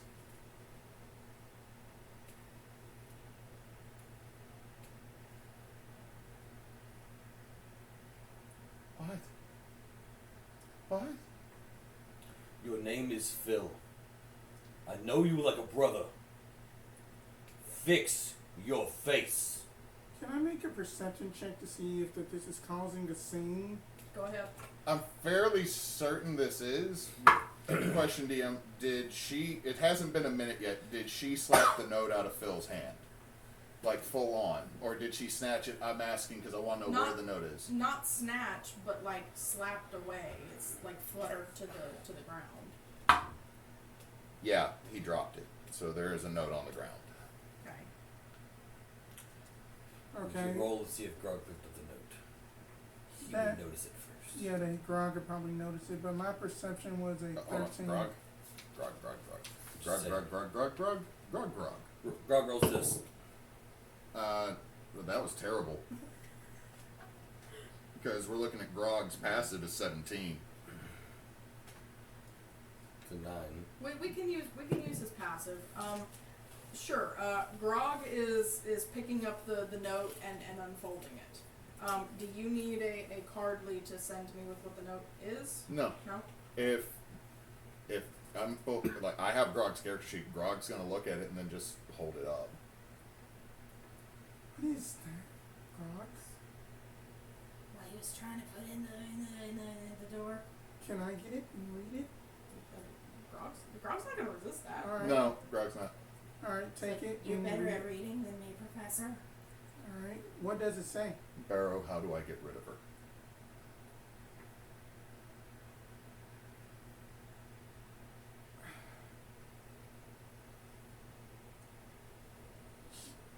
Even more confusion sets in that At this both ends of the street, there are a number of people starting to kind of be looking down. None of them are really approaching. There's not really a big call for citizen's arrest type of stuff. But you do see a few people running off in various directions, probably going to find some kind of town guard. we're making a scene. We're always going to be making a scene. Look, let's just go into the back and talk to this Terran, because this is more confusing than the Help! There, and then it's gonna be okay. Help! And I slap him with the bead. As that she is basically tapping him on the back. Con save. Oh, you did it first. Yeah, you do your Counterspell.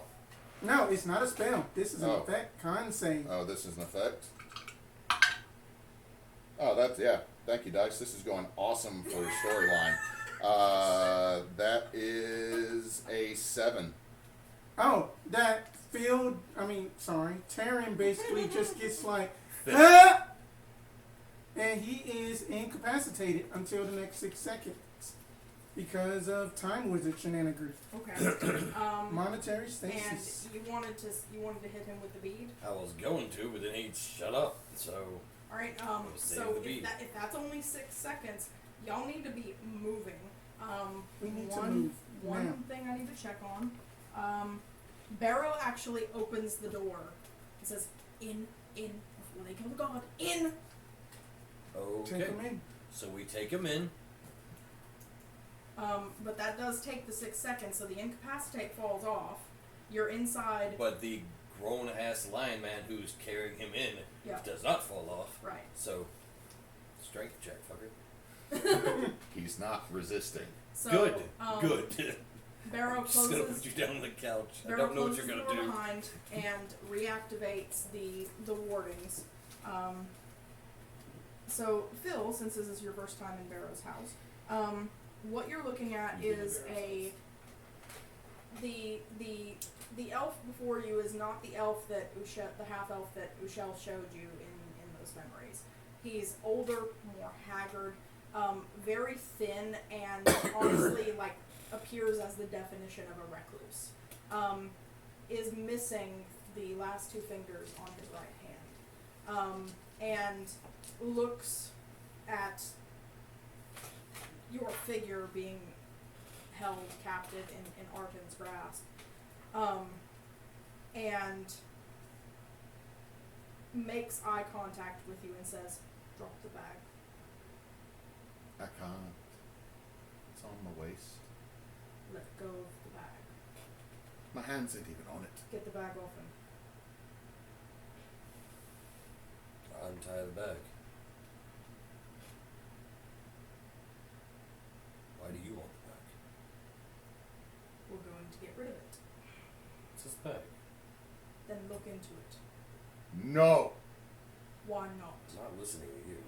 because she doesn't need to know right now. Exactly. So don't open the fucking bag, you two fucking idiots. And this is not Phil's this is like the most guttural dwarven accent. Don't open it. I wasn't involving you for a fucking reason. We're here to help. You are here to meddle. And I am not amused. Fine. Fine. Throw the bag on the floor, and I leave. Go fuck yourself, Phil. You can't get out of the door. Where are you going to leave to? I like that. No, hold on. Fuck yourself, Phil. Baron, I'm not opening the doors until this is dealt with. Because otherwise we're going to have the guard down our throats. A invisible force picks up the bag by its strap and floats it down the hall behind Barrett. I am in other rooms. I don't know what the fuck. You can go back in the same parlor. So what's your real name then? Is this going away or am I still stuck like It's this? still there. My name is Fil'verl, Ettin. I'm an astral elf. They picked this up. I'm apprentice to the dwarves to learn jewelry so I can make my own way. She has been in my mind ever since. Yup. And I don't even know anymore exactly who or what I fucking am. This isn't how I sound. I don't know what I sound like anymore. I knew nothing of emotions. Now everything's real.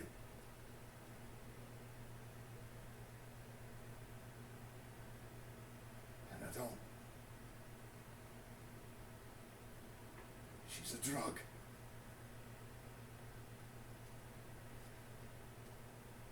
Will this work? Because if she gets out the bag, I'm not gonna... What No. else do you have in the bag? Nothing worth keeping. Leave it with me. You'll never see her again. No. She has to be gone. You'll take her, and she'll take you again. I'm not opening that damn bag. Till it's destroyed.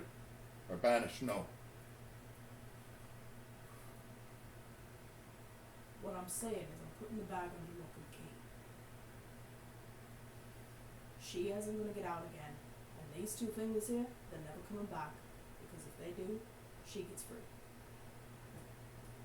Trust me. Did you... I locked her away. I'm the one who bound her to the land. I summoned her for help.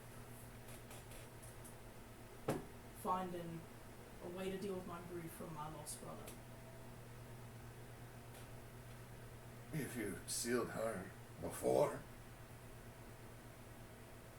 how did I find her? I threw the lamp away after I locked her away. That was fucking stupid. I tried to plane shift it out. I apparently didn't do it right. It ended up somewhere else. You found it. Do you know how many were between us? You're the first. Two. You're the first one to make it here with her. She consumed the other two with joy. I know. She can't get out of the lamp. If you've got the lamp in a bag of holding, then there she stays. I can't feel her. You can't feel her. Whatever this is this not your doing? No.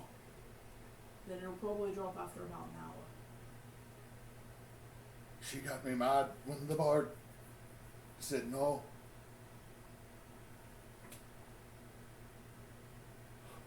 A hand absentmindedly starts to reach, and he just grabs it and pushes it back down.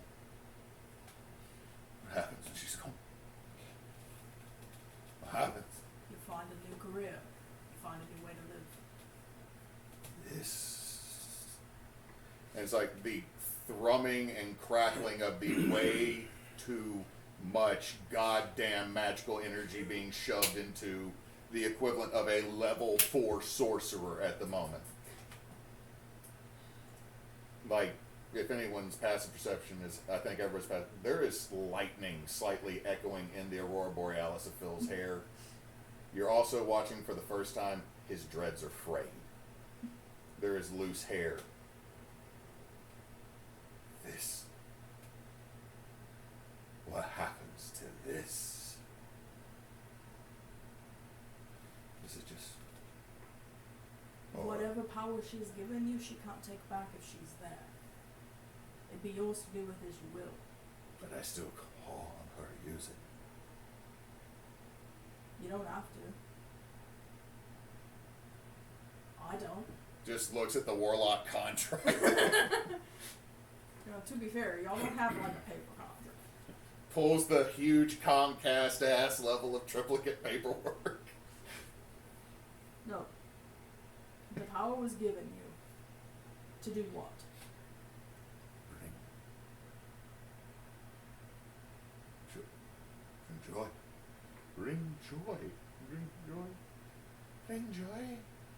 Bring her.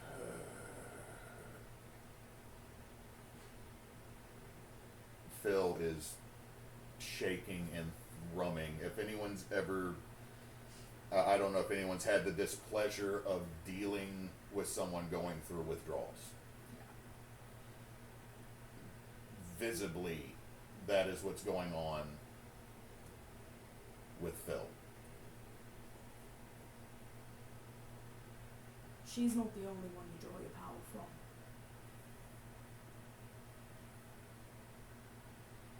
You can adapt. I did. And what did you do? Where's the arcane battery? Where? You're not otherworldly.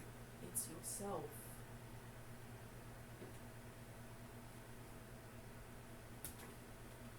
My family was marked by wild magic a long time ago. It's a simple matter of adjusting your perspective.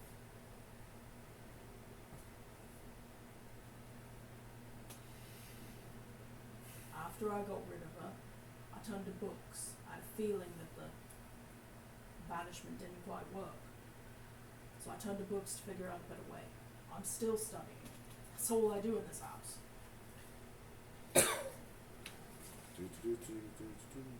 Okay, yeah, that's on the warlock spell list. Okay, making sure because double spell list here. Prestidigitates. You know what? Fuck it, cinnamon. Not there. No, just the cinnamon. This Yes. is it gone? No. It'll be here. Yes. The terms of your contract remain unfulfilled, and therefore you still have whatever she's given you. Y'all see Ugly crying at this point. Ugly snot bubble crying.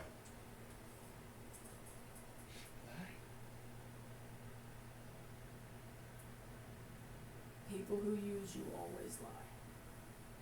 Jinn are no different. Jinn? Well, Faye touched Jinn, yeah.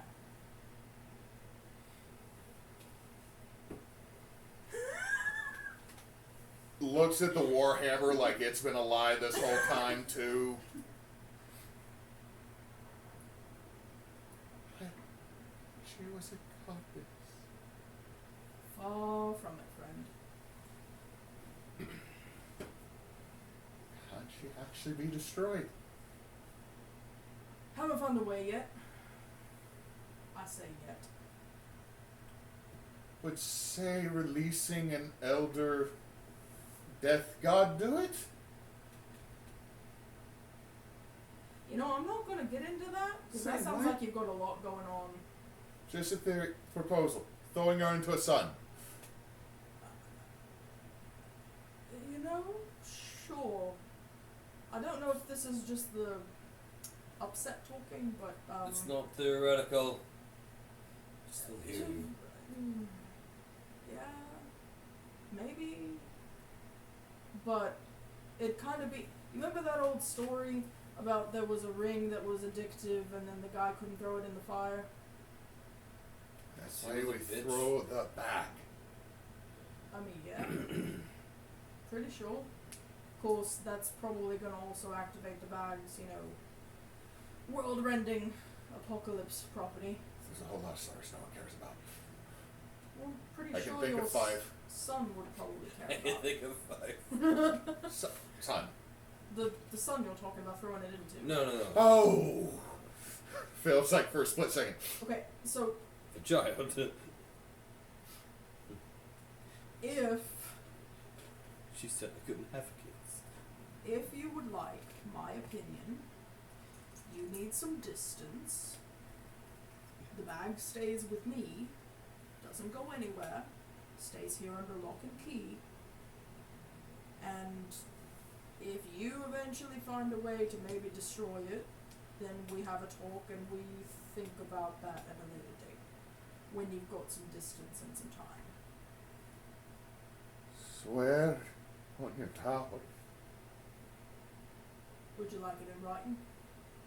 Words. I know how mages work. Swear on your power. I swear on my power that the bag does not leave with me except by force from outside. Can I see where you're going to put it? Because I know I'm not coming back in this house for a while. Because I know I'm not welcomed. I never said you wouldn't be welcome. I'm saying I am not welcomed. Follow me. Leads you to a hidden stair, takes you up to the top, kind of an attic space. There's a lot of wording, sigilry, painted and chalked onto the boards of the floor. In the center, there is a pedestal, an altar of sorts that has a black box on it, with a single well in the top of the box. It says, "That's where the ring is," and he tosses the bag at the foot of the altar, and that's where she stays. And all of this doesn't ever get touched except by me. Back downstairs. Follows you back downstairs, hides the secret stairway again. By this point, there's some knocking on the front door. Alright. I'm gonna let you at the back. I can give y'all a little bit of cover, and obviously I'm not gonna press charges, but you're gonna have to book it and be on your own. Agreed? Agreed. Don't Agreed. fight me on this, and casts invisibility on each of you. Including Grog. You ready? Does Grog have all the buttons already? He has acquired some more buttons in the interim, yes. I will allow one of them to be a Phil button. Oh shit. Because I feel like he just went over Phil's having a breakdown. Grog's like, This is my time! go button. It's my moment. Just a little knife. That actually has the little scissors, like the seam cutters. I always imagine him with a rusty razor blade just. Oh god, he's Sweeney Tonning this. So, The button barber of Fleet Street. as Barrow moves to the back door to let y'all out, Phil, roll me an Arcana check real quick.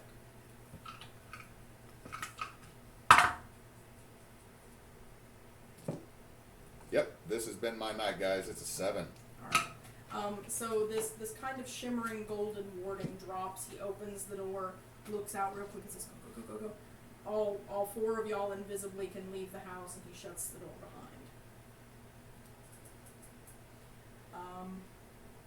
We'll take a short break there, let everybody kind of breathe a little bit. We'll come back and kind of wrap up tonight. Alright. You okay over there? Oh, perfectly fine. I was trying to give some theatrical essence to this. I approve 1,000 bajillion%.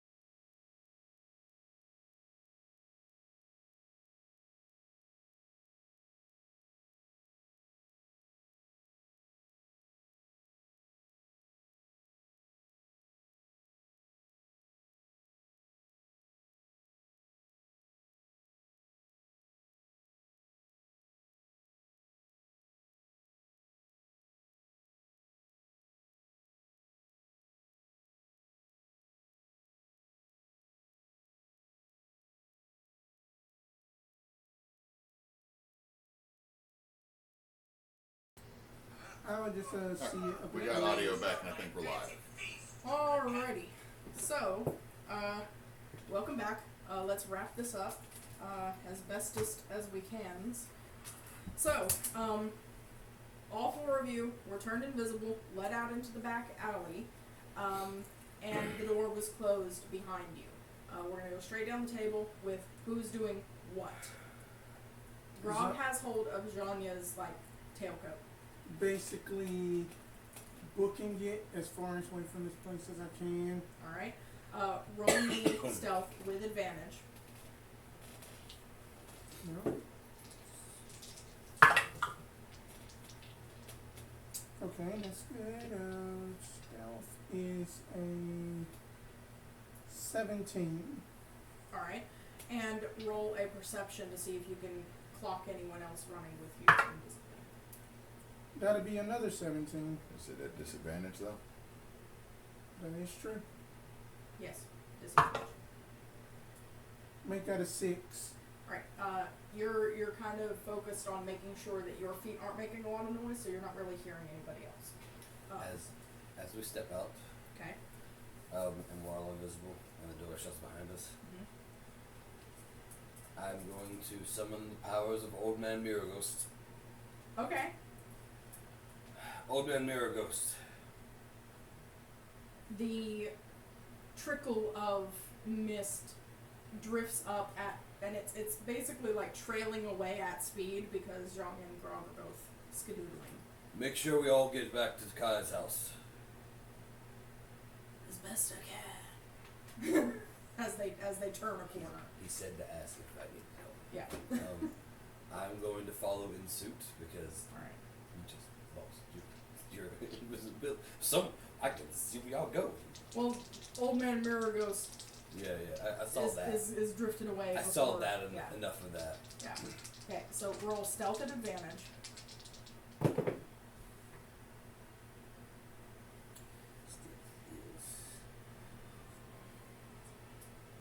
It's a 20. Okay, and perception at disadvantage. Oh. That was a 20, Oh. and that was a 2. Oh, That was a 20. That was a 2. Same kind of thing. You're kind of focused on making sure that you're moving carefully. So good. So you're not really able to tell if Phil at least is the. It's why you're my favorite. Always with the 20s. We right there. Bitch. But yeah, so you're not entirely sure quite where Phil and Zhonya are. You at least know where Grog was because he had the buttons. But yeah, so Phil, where are you heading? Phil just stares at the back of the house for a minute as things aren't adding up in his brain. Okay. There's also a massive absence in his that he's used to. Yeah. And then immediately realizes how many jewels were in the damn bag. That's not important. Let me start erasing things off. 2 daggers. Rather than erasing, how about you write them on a card for me and I'll keep it? No, I'm fine not having them on my card. I'm erasing my focus, which was the lantern. Okay. And then it's like 2 daggers and my dungeon pack, and it was Phil's pajamas. No, not his pajamas. Wait, you had pajamas? You always showed up naked. That was a fucking lie. He figured if he opened the door naked, that usually Phil opens the door naked, all the dwarves. Right? That was kind of the point. Phil's gonna stare there for a moment. Go ahead and roll me a perception check at disadvantage, as everybody else is kind of ski-doodling away. Where you at? Y'all betrayed me the most, so make this entertaining. Wow. Oh, Oh, nice. okay. At disadvantage, I rolled a 2 on the die, so you did not disappoint. Gave me 120 dice. All right. Yeah, you're too kind of focused on your inner turmoil. You don't really know when or if your companions have left. I'm just gonna look.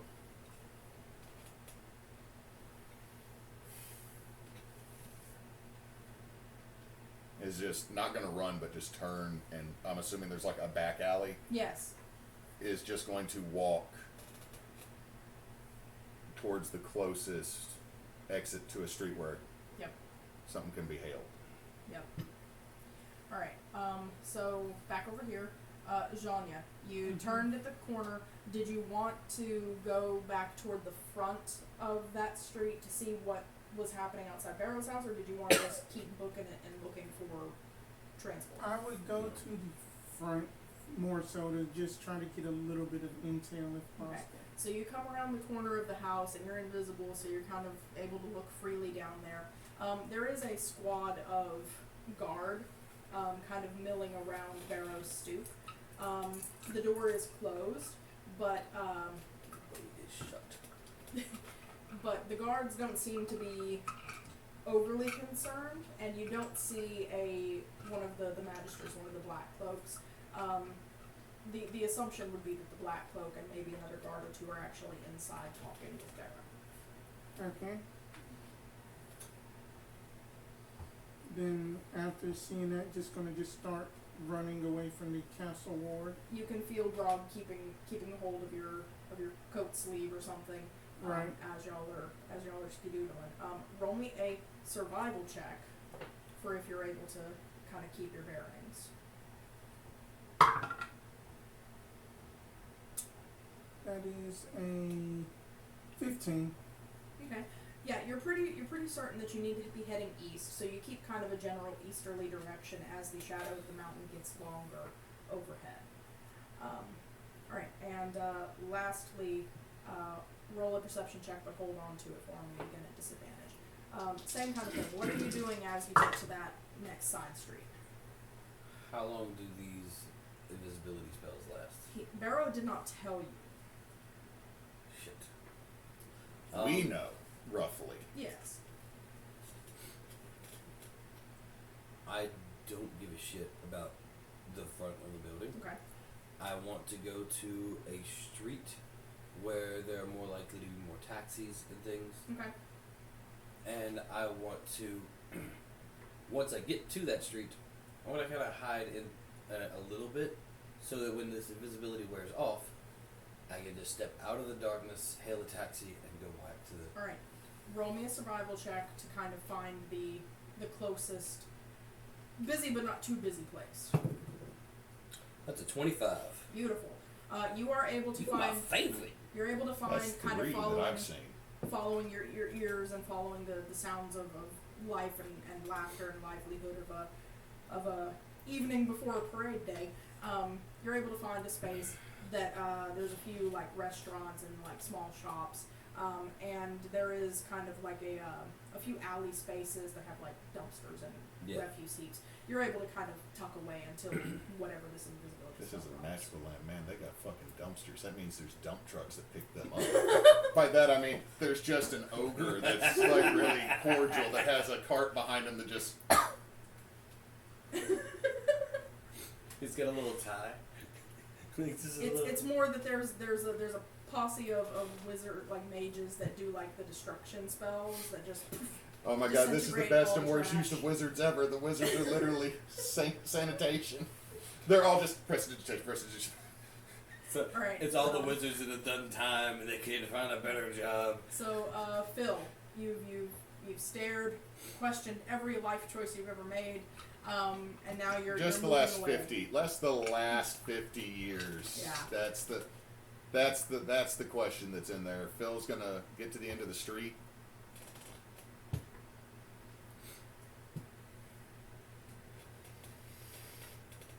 Nod invisibly to himself. Try to remember where the fucking bird thing is. Bird thing? The hawk's eye. Ah, the Hawkman. Okay. Make a. You know what? Just make it a survival check. What are you? Oh, you're a 9. 9. Yeah. No. Just looks around, sees a giant statue that's doing a TiVo. Or a TiVo. Look at another statue that's really far off, can't see what it's doing. And so Phil's just going to tuck to the shadows and just walk easterly. I was really hoping he was just going to start walking and not tuck to the shadows, and so he would just slowly apparate in the middle of a street, walking in a direction. Where'd you come from? What do you mean where I come from? Alright. I come from a land down under. So, hold up and waiting for the invisibility drop. Hold up and waiting for the invisibility drop. Still moving. Yeah. Do you want to keep moving? Do you want to? How do you want to work with this? I would say that she would probably basically,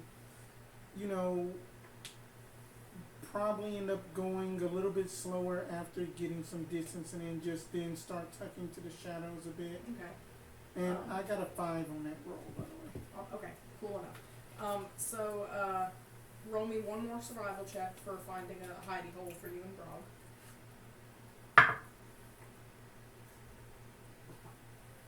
You know what? Let's keep it. That is going to be a 4. All right. It takes This you a little pothole in while. the street looks good. It takes you a little while. You're looking. You're thinking to yourself, that's not really that out of the way. Like somebody would see me. There's a street light there. Like you're not really having a lot of luck on this path that you've taken.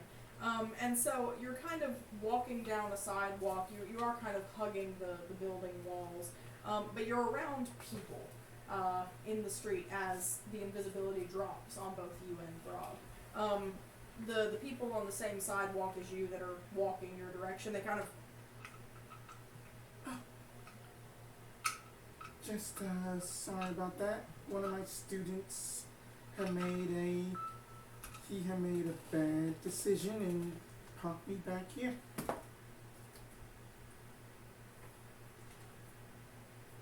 Fair enough. Everybody's got their pranks.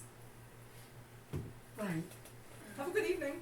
You do the same. And they kind of side-eye you a little bit, but they pass you without too Fucking much. Calvin. Else, what type of professor gets fooled by low-level magic students? In any case, so you're able to hail a cab to get back to Kai's house, I assume? Yes. Getting back to Kai's house for you is going to be, you've made a lot more distance, so we'll call it 8 dragons. Okay. For the both of you, once the invisibility drops and you hail a cab, 10 dragons for a cab. Yo. When I hail my cab, Mm-hmm. I would like to pay 2 more dragons, or Okay. I'd like to pay a little bit more I am to circle going to- back and go around the house Okay. looking for him to make sure that he got a cab as well. Okay. So yeah, it'll bring your total to 12 dragons. You'll kind of loop a little bit. You see no sign of Phil at the house, either in the alley as you kind of drive past, or on the main thoroughfare in front. As you're driving past, though, you do see that this group of guards and a black cloak, one of the magisters, are walking back west, kind of toward the palace. They don't seem to be. Actually, make a perception check for me. 19. They don't seem to have barrow with them.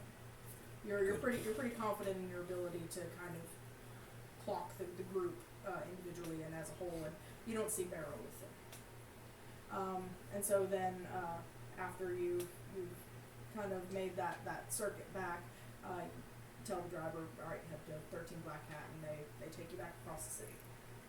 All right. I assume hailing a cab though. Phil walks easterly for a hot minute until Even after he turns visible again? Okay. heading in the direction absent-mindedly towards the yawning portal. Okay. Can I roll luck to see if I see them? I'm just, cool just, with it. Just a straight luck. So it'll be a D100. Yeah, D100s. And I'll be looking for, let me name the point before we roll it. You know what? Let's make it over 75 and we'll call it good. Not even gonna look. 3. It's a 3? Yeah, it's 3. 00 and a 3? Yes. That is 3. Wow. That is Yeah, a 3. you keep your eyes peeled. You do not It's see 103. You do not see Phil. You do not see a carriage that seems to be carrying Phil. You honestly have no idea where he is. Really hoping that fucking ghost did anything. Alright, roll a survival check to see if you can actually have your way properly to the portal. I thought you said it was like at the end of the main road. There's a lot of main roads. That's valid.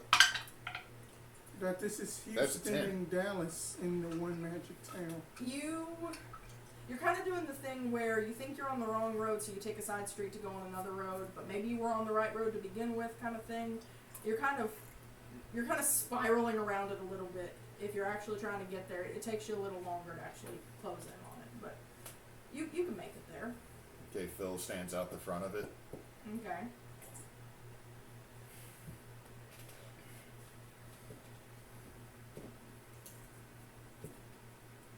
He's gonna walk in.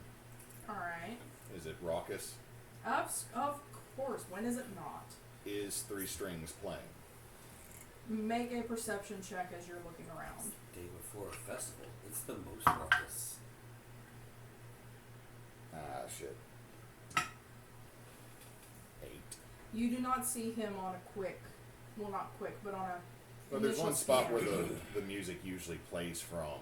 He's not there. Okay. Phil's going to find the closest waitress Okay. and put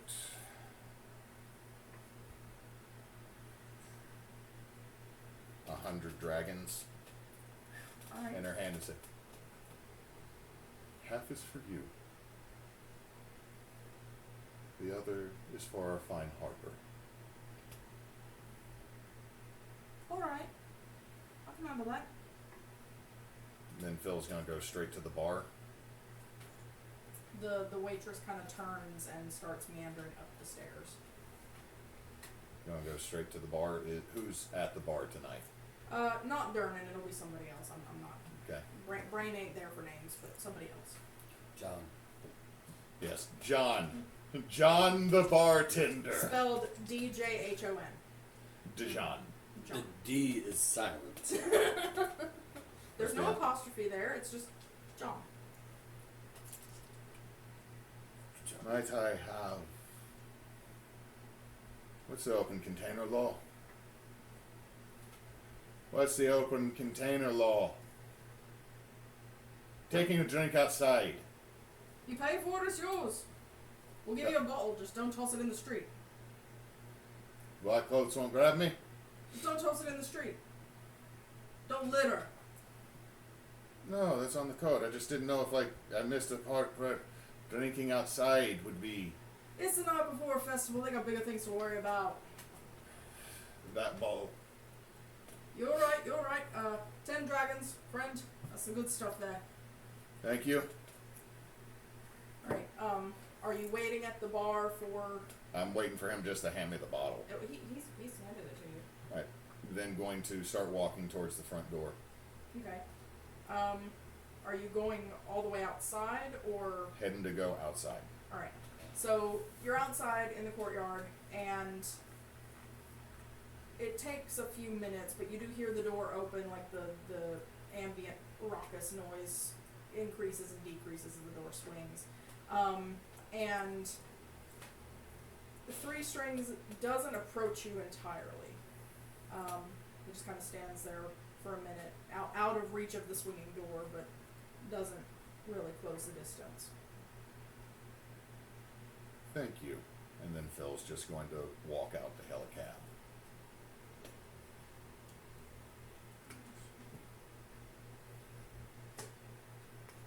You get no response until you're in a cab and moving away, and then you hear a "good luck, be well"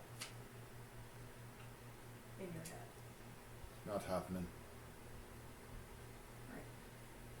Do you give the cabbie the address back to Kairos? Yeah, how much is it? It'll be, like I said earlier, that'll be, it'll be 8. Yawning Portal's a little closer. 8 dragons. You save money by walking farther, but then you spend a lot of money to get a drink and pay a lady to pay a guy. Right. So, Haven't I told you before, Phil doesn't fully understand money? Nope. So Arten, you're actually your cab pulls up outside the house. Lumi is in her lamp, and the door swings open. Marianne lets you into the house as you walk I out. don't walk in just yet. No, okay. Lumi, am I the first one here?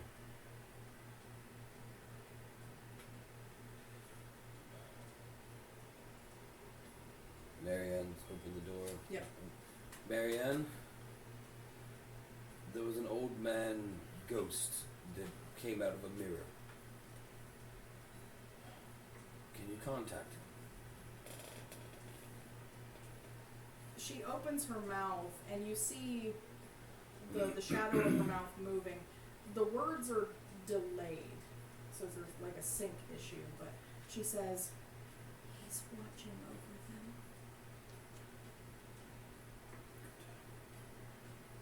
I'll wait here. Thank you. She gestures toward the parlor. No. She kind of closes the door. Not really cutting eye contact with you until the That's door fine, cuts that's her fine. off. I'm gonna be much like a dad waiting for his daughter to get back from a date. I'm gonna be standing at the from the front porch just waiting. As you're standing on the stoop and Lumi's kind of here on your left, in the quiet of the night, most of the partying and everything is kind of happening farther toward the central districts. You start to hear over the just quiet city night noises a very light humming, high pitched and rather fluty, that seems to be coming from Lumi. Just intermittent on the breeze. Lumi. It stops. Oh god, it's like you're sitting there with a bulb that's about to go out. You can hear the buzz. If a ghost bulb goes out, what does that mean? That's a bad omen. It's a bad one. Every time a light bulb breaks, a ghost goes to Celestia. And Celestia, what are we gonna do with all these ghosts? It's become a spooky place. Send them back to me. No, you're trapped underground. You can't do anything for them. Okay, so it's gonna side-eye Lumi for a second. She's side-eyeing you. For as much as a little blob of blue and white flame can side-eye. You stare at her so long. The professor makes it there. Another cab does pull up about 20 minutes after yours. Good. And the professor and Grog climb out. As soon as the cab pulls away from Grog's button bag, the old Miro ghost comes out and he says, "He's in a cab, he's got booze. Grog, that you may want to go to your room because that the adults are about to have a very deep conversation. Can I keep the old man? You can keep whatever you want right now. Question, but yeah. You My can. bag of buttons. Yes, that you have been a good little boy. You can keep whatever you want Grog's tonight. a You know I'm not a child, right? You know what? I'm not even gonna. He's a grown man. Starts Hold on, mumbling in hold on, hold on. Ixalan as he. That Grog has grandchildren. Grog has a whole family.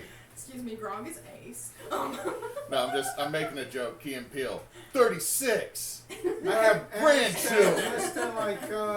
Ask that just like as she is done speaking with Grog, her eyes are lit like the fierce. She's spotlighting the entire like street. Grog does go inside. Marianne lets him in. He kind of goes, Good. "Hello, me," as he passes. I'm gonna sit down on the stoop and start like I am going. I'm fidgeting with my nails. Like my claws are out and I'm fidgeting like with one nail to the other. And it's like, Don't mess up the paint. That you actually see We her did paint kind your of nails, just. didn't we? yeah. What did we call? What color did we paint them? Who got? Was it pink? I think it was pink. It was pink. It was pink. But I'm gonna tell you, I asked the old ghost to watch over him, make sure that he's fine. Apparently he's in a cab and he has booze. He probably went by the portal. Yeah, more than likely. And then as that we're just speaking, and then you see her just like unbutton her collars and then just like roll up her sleeves. Like, Do I have any booze on me? Like just a flask or something? It would be nice. I probably don't, but I've been getting my booze all the other places. No one else has been giving me booze. Why would I have booze?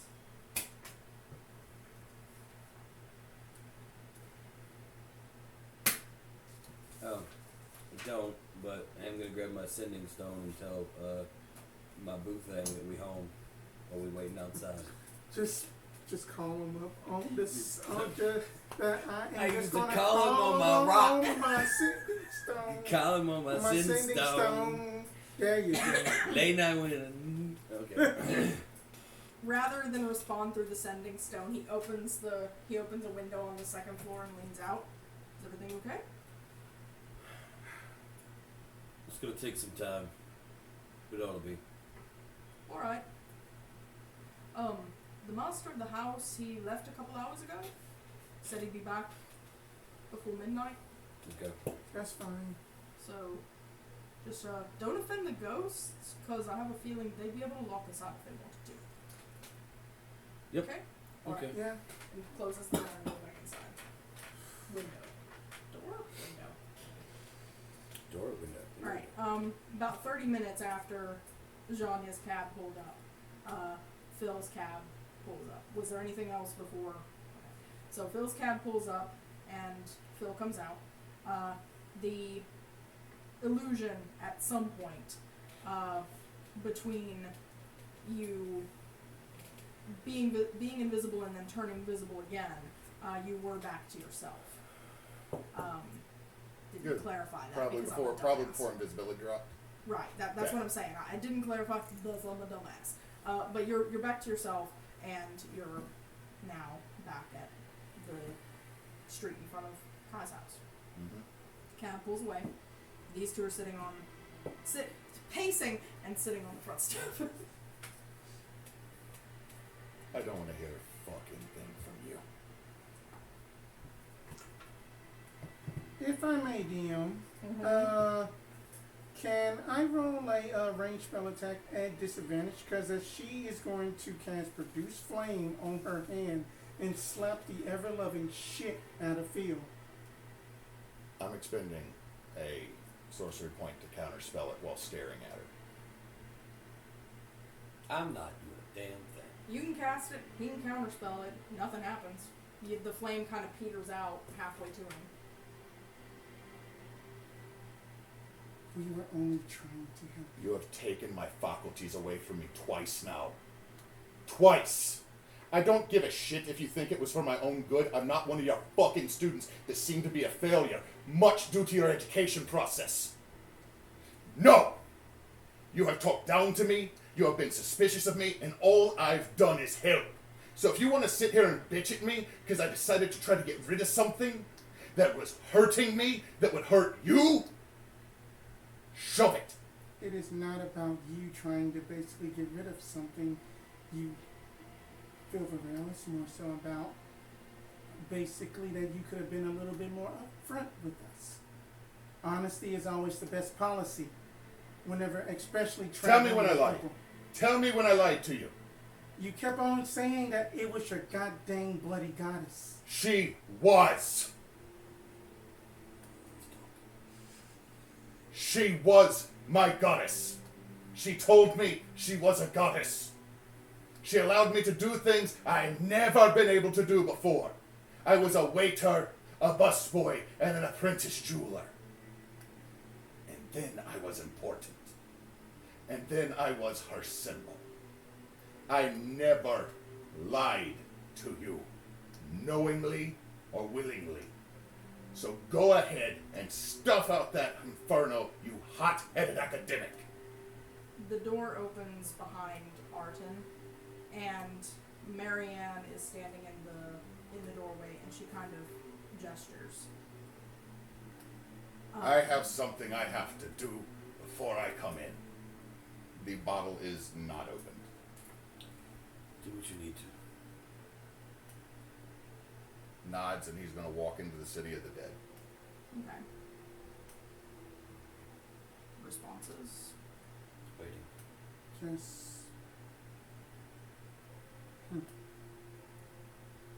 I just don't know. Phil will make his way to the tomb where the thing was. Okay. Is it still unlocked? Mm-hmm.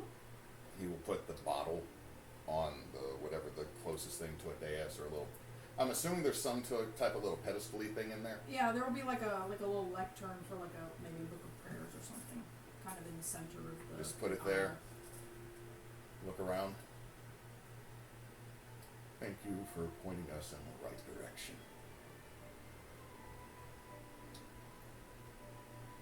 And then he will leave. Before you can leave entirely, you get a kind of tingle on the back of your neck, and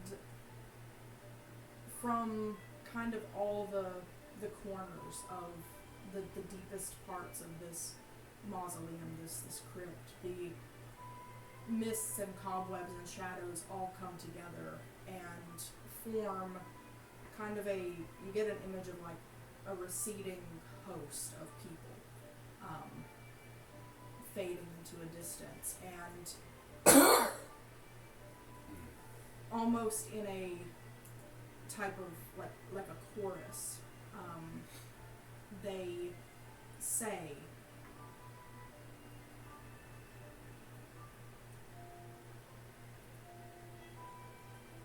"We agreed to help the ones who watch over.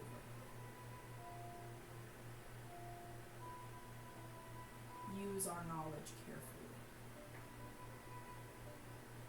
Having to tell the little section of Phil's brain, "New patron, new sugar mama, I'm dying." No. Phil thinks that for a second, and then shakes his head, and then comes walking back out, closes it.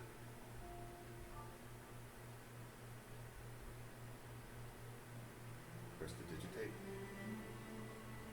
It still works.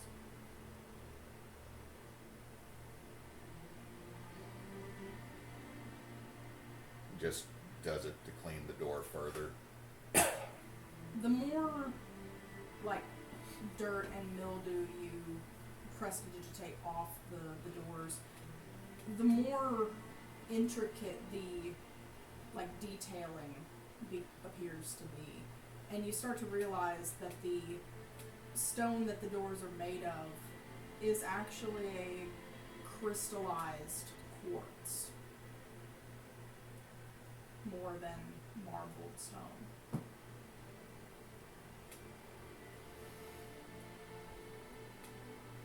Phil's gonna nod, note that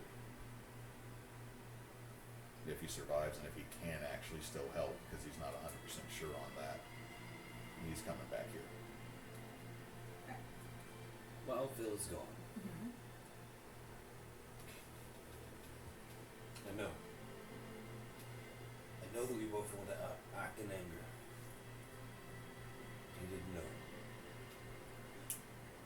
And we, for the past, 5 years or so, Yeah. we're a family. That is Like true. it or not. And no matter what he's going through, he's still a brother. Right. You know, bringing up my own things, you know, me losing my own memory, you know, trying to change myself for the better. Try not to hold his words against him just now. Heaven knows what he's going through. He's been with that thing for longer than I've lived. For longer than my father has lived. He needs us now more than ever. Even if he doesn't know it. That is true. You know, that he basically saved Tal'gor back there whenever we were up against the Kairos Sphinx. I feel like I owe him a life debt. Because of the fact that was my thing for Tal'gor. And just things did get overheated. But at the same time, it's just, you know, maybe that he is right. Maybe that I am a hot-headed, you know, academic professor, mean. I'm gonna give like the most ridiculous like half grin, and I'm gonna slap you on the shoulder and just say, just keep it in your pants. And then walk out into the darkness a little bit to a tree that's pointing in the direction that where he went. Yeah. Just to wait and watch. A little bit goes by before Phil is coming up the path again. Sans bottle of booze.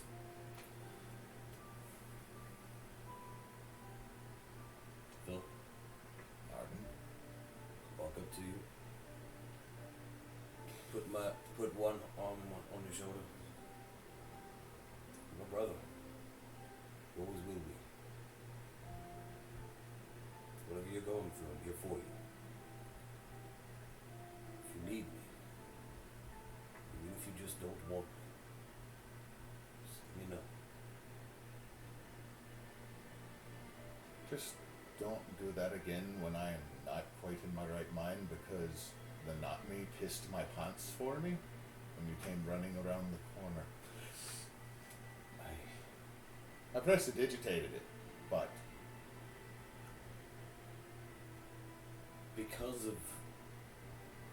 Because of how she manipulated you, we didn't know any more than you did.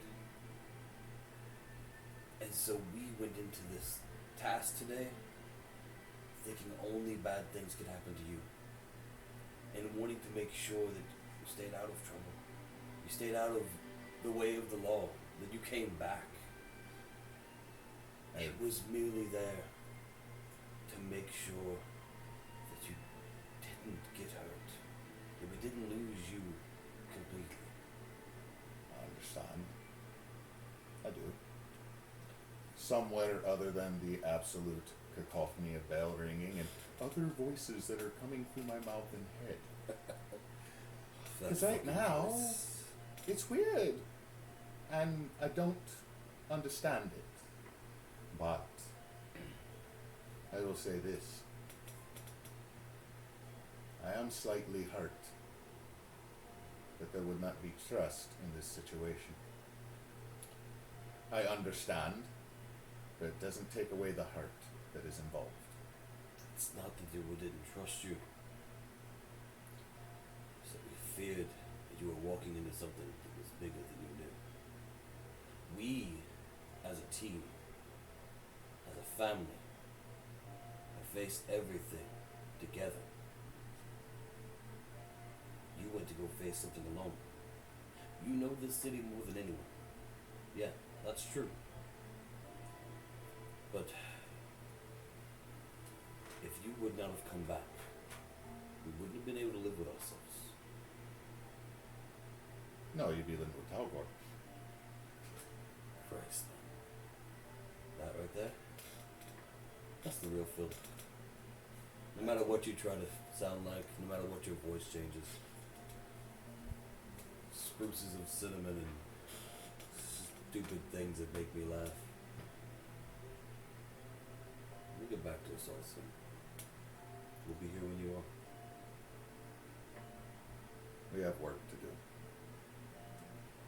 We can do work in the morning. Just kind of just basically just like from a distance, just kind of like just like listening in. I'll start walking back to the room, back to the house. Come in when you want, obviously. You're a grown-ass man. But you take care of yourself. You're saying that Phil's already inside, like, I walked past you. I didn't know you'd walk past me. Not really. So, as the three of you enter the house, Marianne is holding the door open. As soon as Phil crosses the threshold, though, she lets go of the door and actually goes for a hug around Phil. All you feel is this brush, like misted velvet. There's no cold or anything there. It's just this strange caress of not their cloth. And she pulls away, and both hands on your shoulders. Her mouth moves. The sound comes later. There's a strange delay, but she says, "You are more than you have been." And then she drifts off to the kitchen.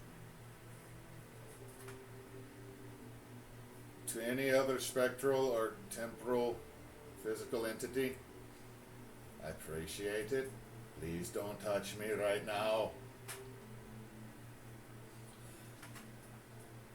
Like, Phil's appreciative, but it's like visibly Uncomfortable. like, this was bullshit. But okay, this is bullshit. What'd you say? This is bullshit. And Phil, unless somebody else stops him to talk to him, Phil's going to be heading towards the stairs. Alright. I am going to do what Jed does, which is pour a stiff drink and sit on the couch for a second. Okay. Yeah, you can find some good stout liqueur in one of the cabinets that Marianne pretends you not getting into. She pretends to not know that you're doing that. Still see her looking around the corner occasionally. What about Zhonya? Basically gonna just go into a room, but not go asleep. Probably just see like Zorina already just sleeping by her, and then she's just gonna just look outside the window out to the cityscape and stuff, just see all of the people preparing for the parade, and just basically just, you know, just, was I really that mean of a teacher?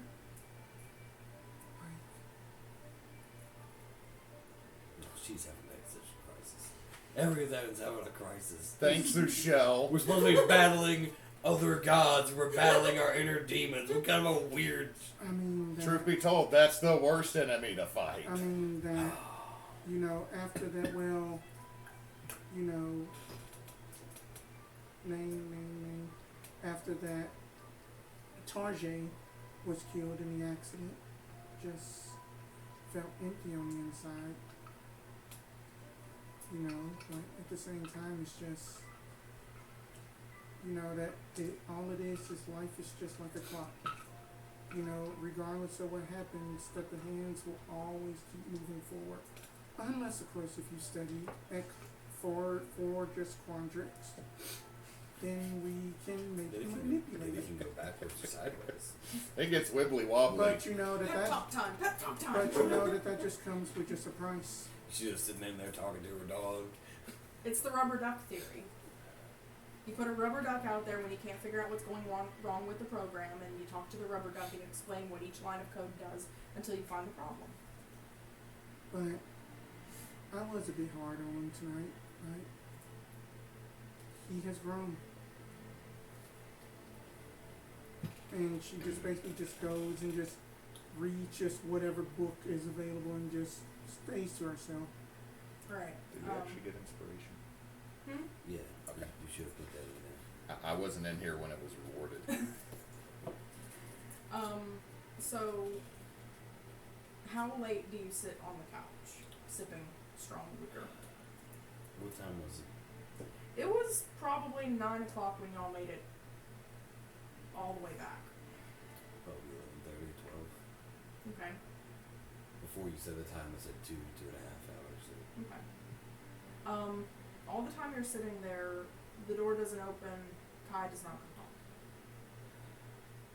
Erebos comes down and checks on you about an hour after you've been sitting there. You alright? Yeah.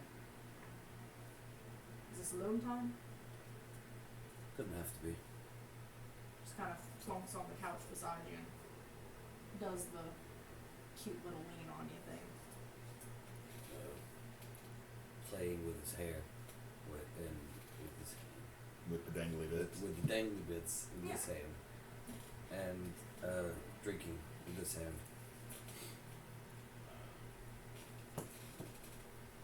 Swear.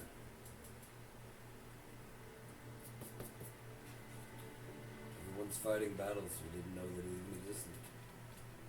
This whole time we thought we were on one quest. They're each on their own. Each one of them's own inner turmoil is far more dangerous than some stupid god fighting his own siblings. Shit. We could just stay here and never have to deal with them at all. Cool. But my friends, no, my family, up there, they're not escaping the fights that they're in right now.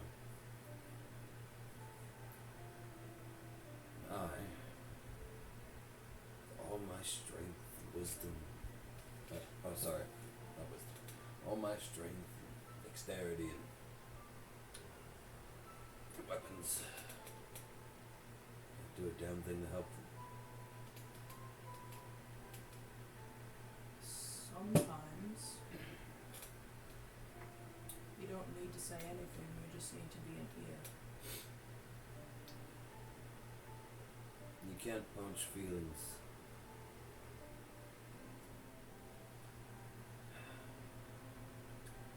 But I can't be an ear if they can't talk. Or they won't talk. If you can't punch, maybe you can be the punching bag.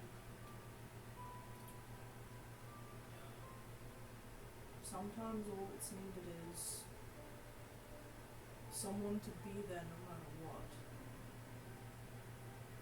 An anchor in the harbor.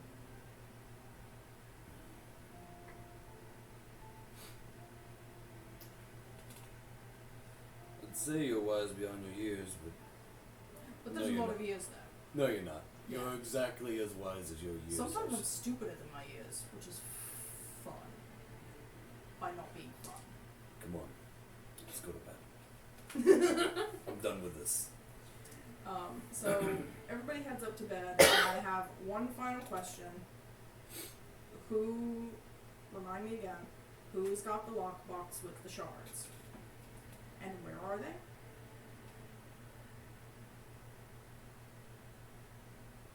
Oh no. Oh no. Were they in the bag of holding? No. I don't have one. Hold on.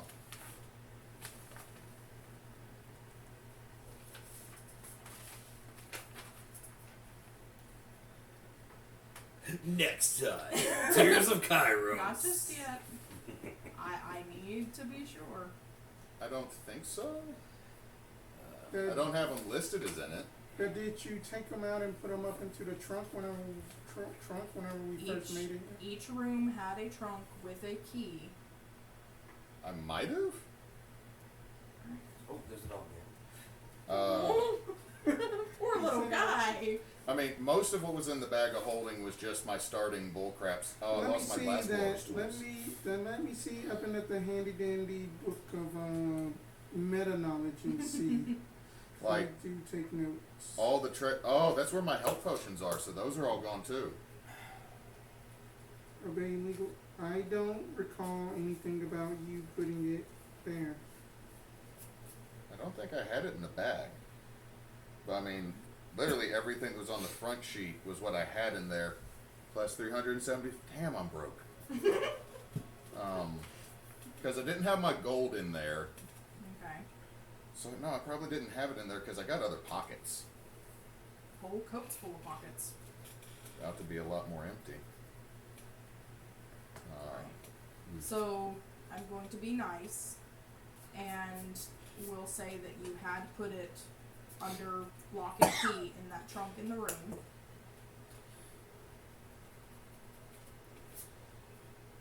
But if I remember correctly, it was Phil that was charged with keeping track of them. Phil keeps it because he got the magical little box. Okay. So yeah, it wasn't. This was all the bag of holding stuff on the front because we got that bag of holding so early. All right. So here's what I need. The two of you head out one more time. We'll call you back in for the final countdown. Okay.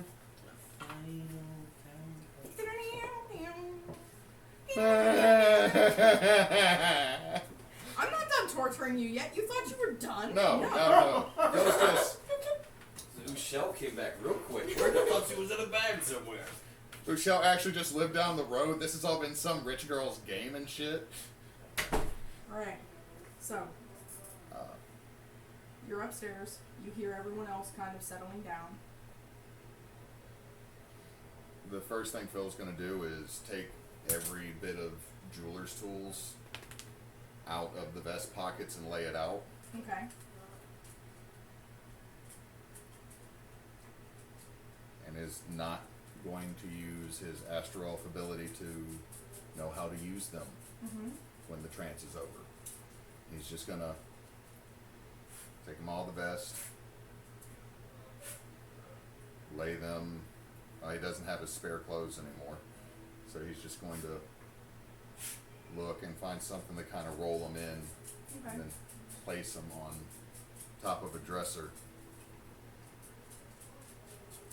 So have you tranced yet or not? That's my question. No, he's intending not to. Preparing to trance. He's going to prepare for it, and he is not going to know how to use jeweler's tools. Okay. The next day. All right. So, as you get settled, and by no means comfortable because of everything that happened to you today, but you do start to settle down and drift off into your meditative trance. In your mind, everything that Shelley used to do for you, the pillow space in the lamp, her braiding your hair, and the beads and trinkets, and her voice humming quietly.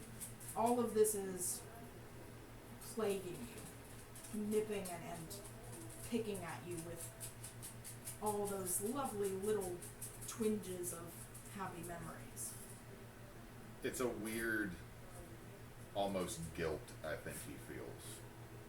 Yeah.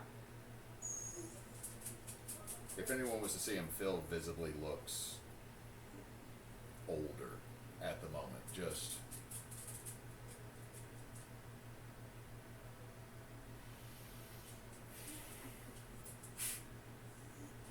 in Kai's house, there aren't a lot of mirrors, and most of the mirrors do have like a dark curtain over them. You came into your room, you got settled in, you're sitting on your bed entrancing. Something draws you out of that trance. You're not quite sure who or what it was, but looking across the room at the little vanity with the wash basin and the mirror on the back of it, the kind of curtain, has been drawn aside, revealing the mirror itself. And Oh, this is not creepy as fuck. it is angled to face the bed, and in the mirror, it's not reflecting you on the bed transit. You're looking at a cavern. And Is it a familiar one? no. In the cavern, what you can see through the lens of this mirror, the stalagmites, the rock formations within your view are all fractal and scintillated. They glimmer like they're all made of mirrored glass. I'm listening, it's just there's... Distracting boy. Are you whining? There you go. Each of the rock formations is made up of hundreds of tiny mirrors. And walking closer to the lens of the mirror you're looking through is a bulky individual. Lots of weird angles. The closer it comes and the more the different mirror facets morph its form, you're looking at, you'd honestly call it demonic, if nothing else.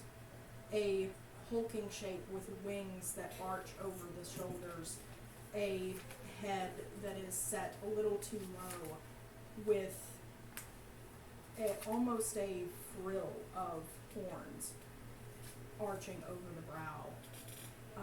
The eyes gleam like the corona of the sun in an eclipse.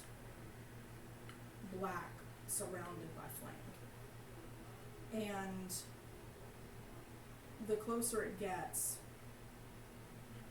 the more you get the feeling that it can't quite see you. But it seems to be searching. And before it gets close enough to the mirror, the curtain slams back across. And, yes.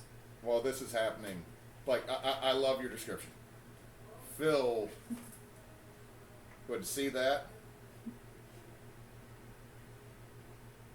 Window or door closer? Equidistant. Phil will... So the curtain's about to be pulled closed? Right.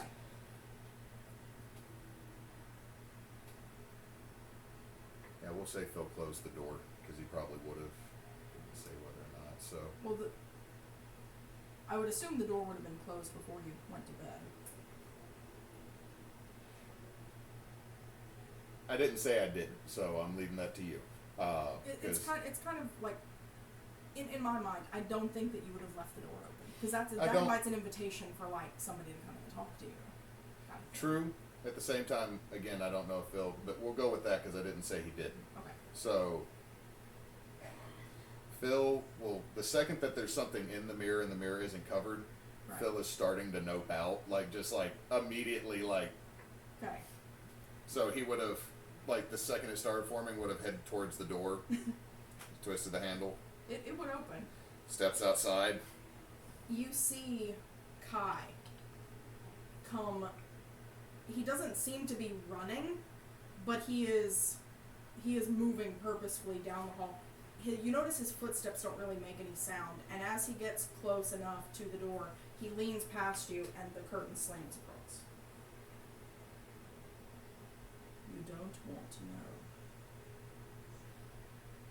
How the curtain getting undone? You don't want to know. Is there another bed? Thank you. Wait. Take your things. He gets them.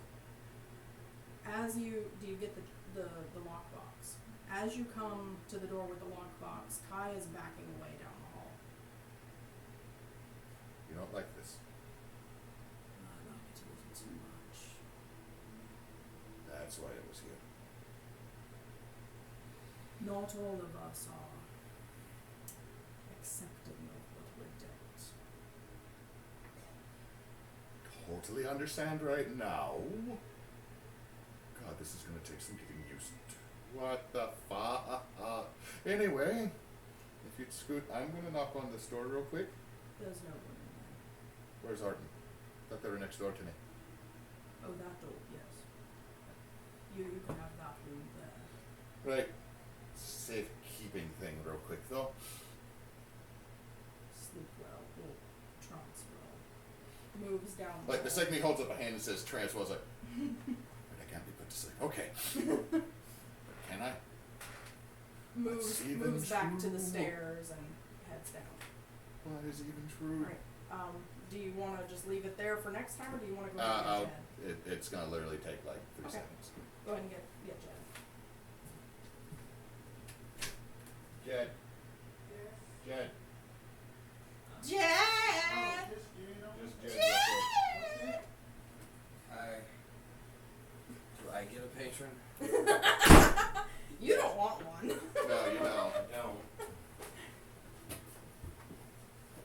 Slam the doors, apparently. Sorry about that. Just There's a knocking on your bedroom door. Get up and open it. Ergos pulls the covers over his head, like, oh. do you have your bag of holding? Yeah. Get it? I'm not getting near a mirror with these. Okay. Lockbox in bag of holding. Lockbox. You now have the lockbox. Phil will then show you that it's radiant acid fire on the lock code. Do I need to cast radiant acid fire? Thought it was a boop boop, or is it actually magic cast? You have to impart the energy. Okay, so Phil will tell you that. Then remember, you can't do magic. It's fine. If I need to open it, I'll look to one of you. It's not like we're going anywhere. Keep it in there. Something tried to come through the mirror to get them. I'm changing rooms. Okay. Also, at least Kai, old man Kai, has the willpower to resist them.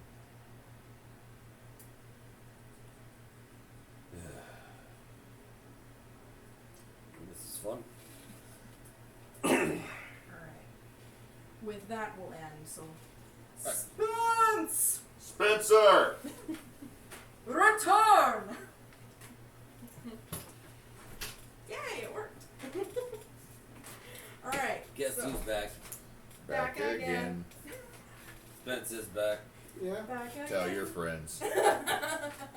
Alright, so, thank y'all for playing. I know that was a hell of a lot. Thank y'all for watching. And once again, please do forward the donations down there so that we can have some extra fun with Curse of Testrad in October. In general, just to help kids, too. Yeah. Also that. Oh yeah. That's what we're giving money to. The kids. We need money. Next week, we will not have Tears of Kairos, as some of our players will be out of town. But we will return on the next Thursday, which will be the 29th, for one final episode of Tears of Kairos before we go on hiatus for Strahd. That's a good bird. That was a good bird. It was a good one. We finally got one this time. Alright, other than that, do the things? Schedule. So this Sunday will be our investigation check about Arthurian legends. We have 3 subjects because it'll be Spencer with Lancelot and Guinevere. I'll be doing just general depictions of Arthur over the ages, and Emily will be doing the Lady of the Lakes, probably heavily leaning towards the blacksmith angle. So that's really cool. Let's see, Monday will be Lost Seas, and then we will have Thursday off, and then we'll be picking up back on our normal schedule starting next Sunday and the following week. So that's what we got up. Socials, we are Team Bonus Action on Facebook, Twitch, and YouTube. We are at bonus_team on Twitter. And if you see the Hydra, it's us. Woo. So, yeah, this one. And Spence made this lovely T-shirt and mug. And you can kind of see it in leather behind Neysa's head. Kinda. Almost. I hung it a little high. Anyway. That's it. It's good to be high. It's going to be hung. Now I can... Yes!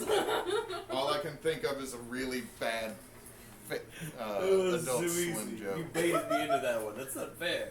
It's not fair. Since Knox is not here, don't let your meatloaf. Good night, everybody. Especially don't let your meatloaf and your silky softball. We had so much.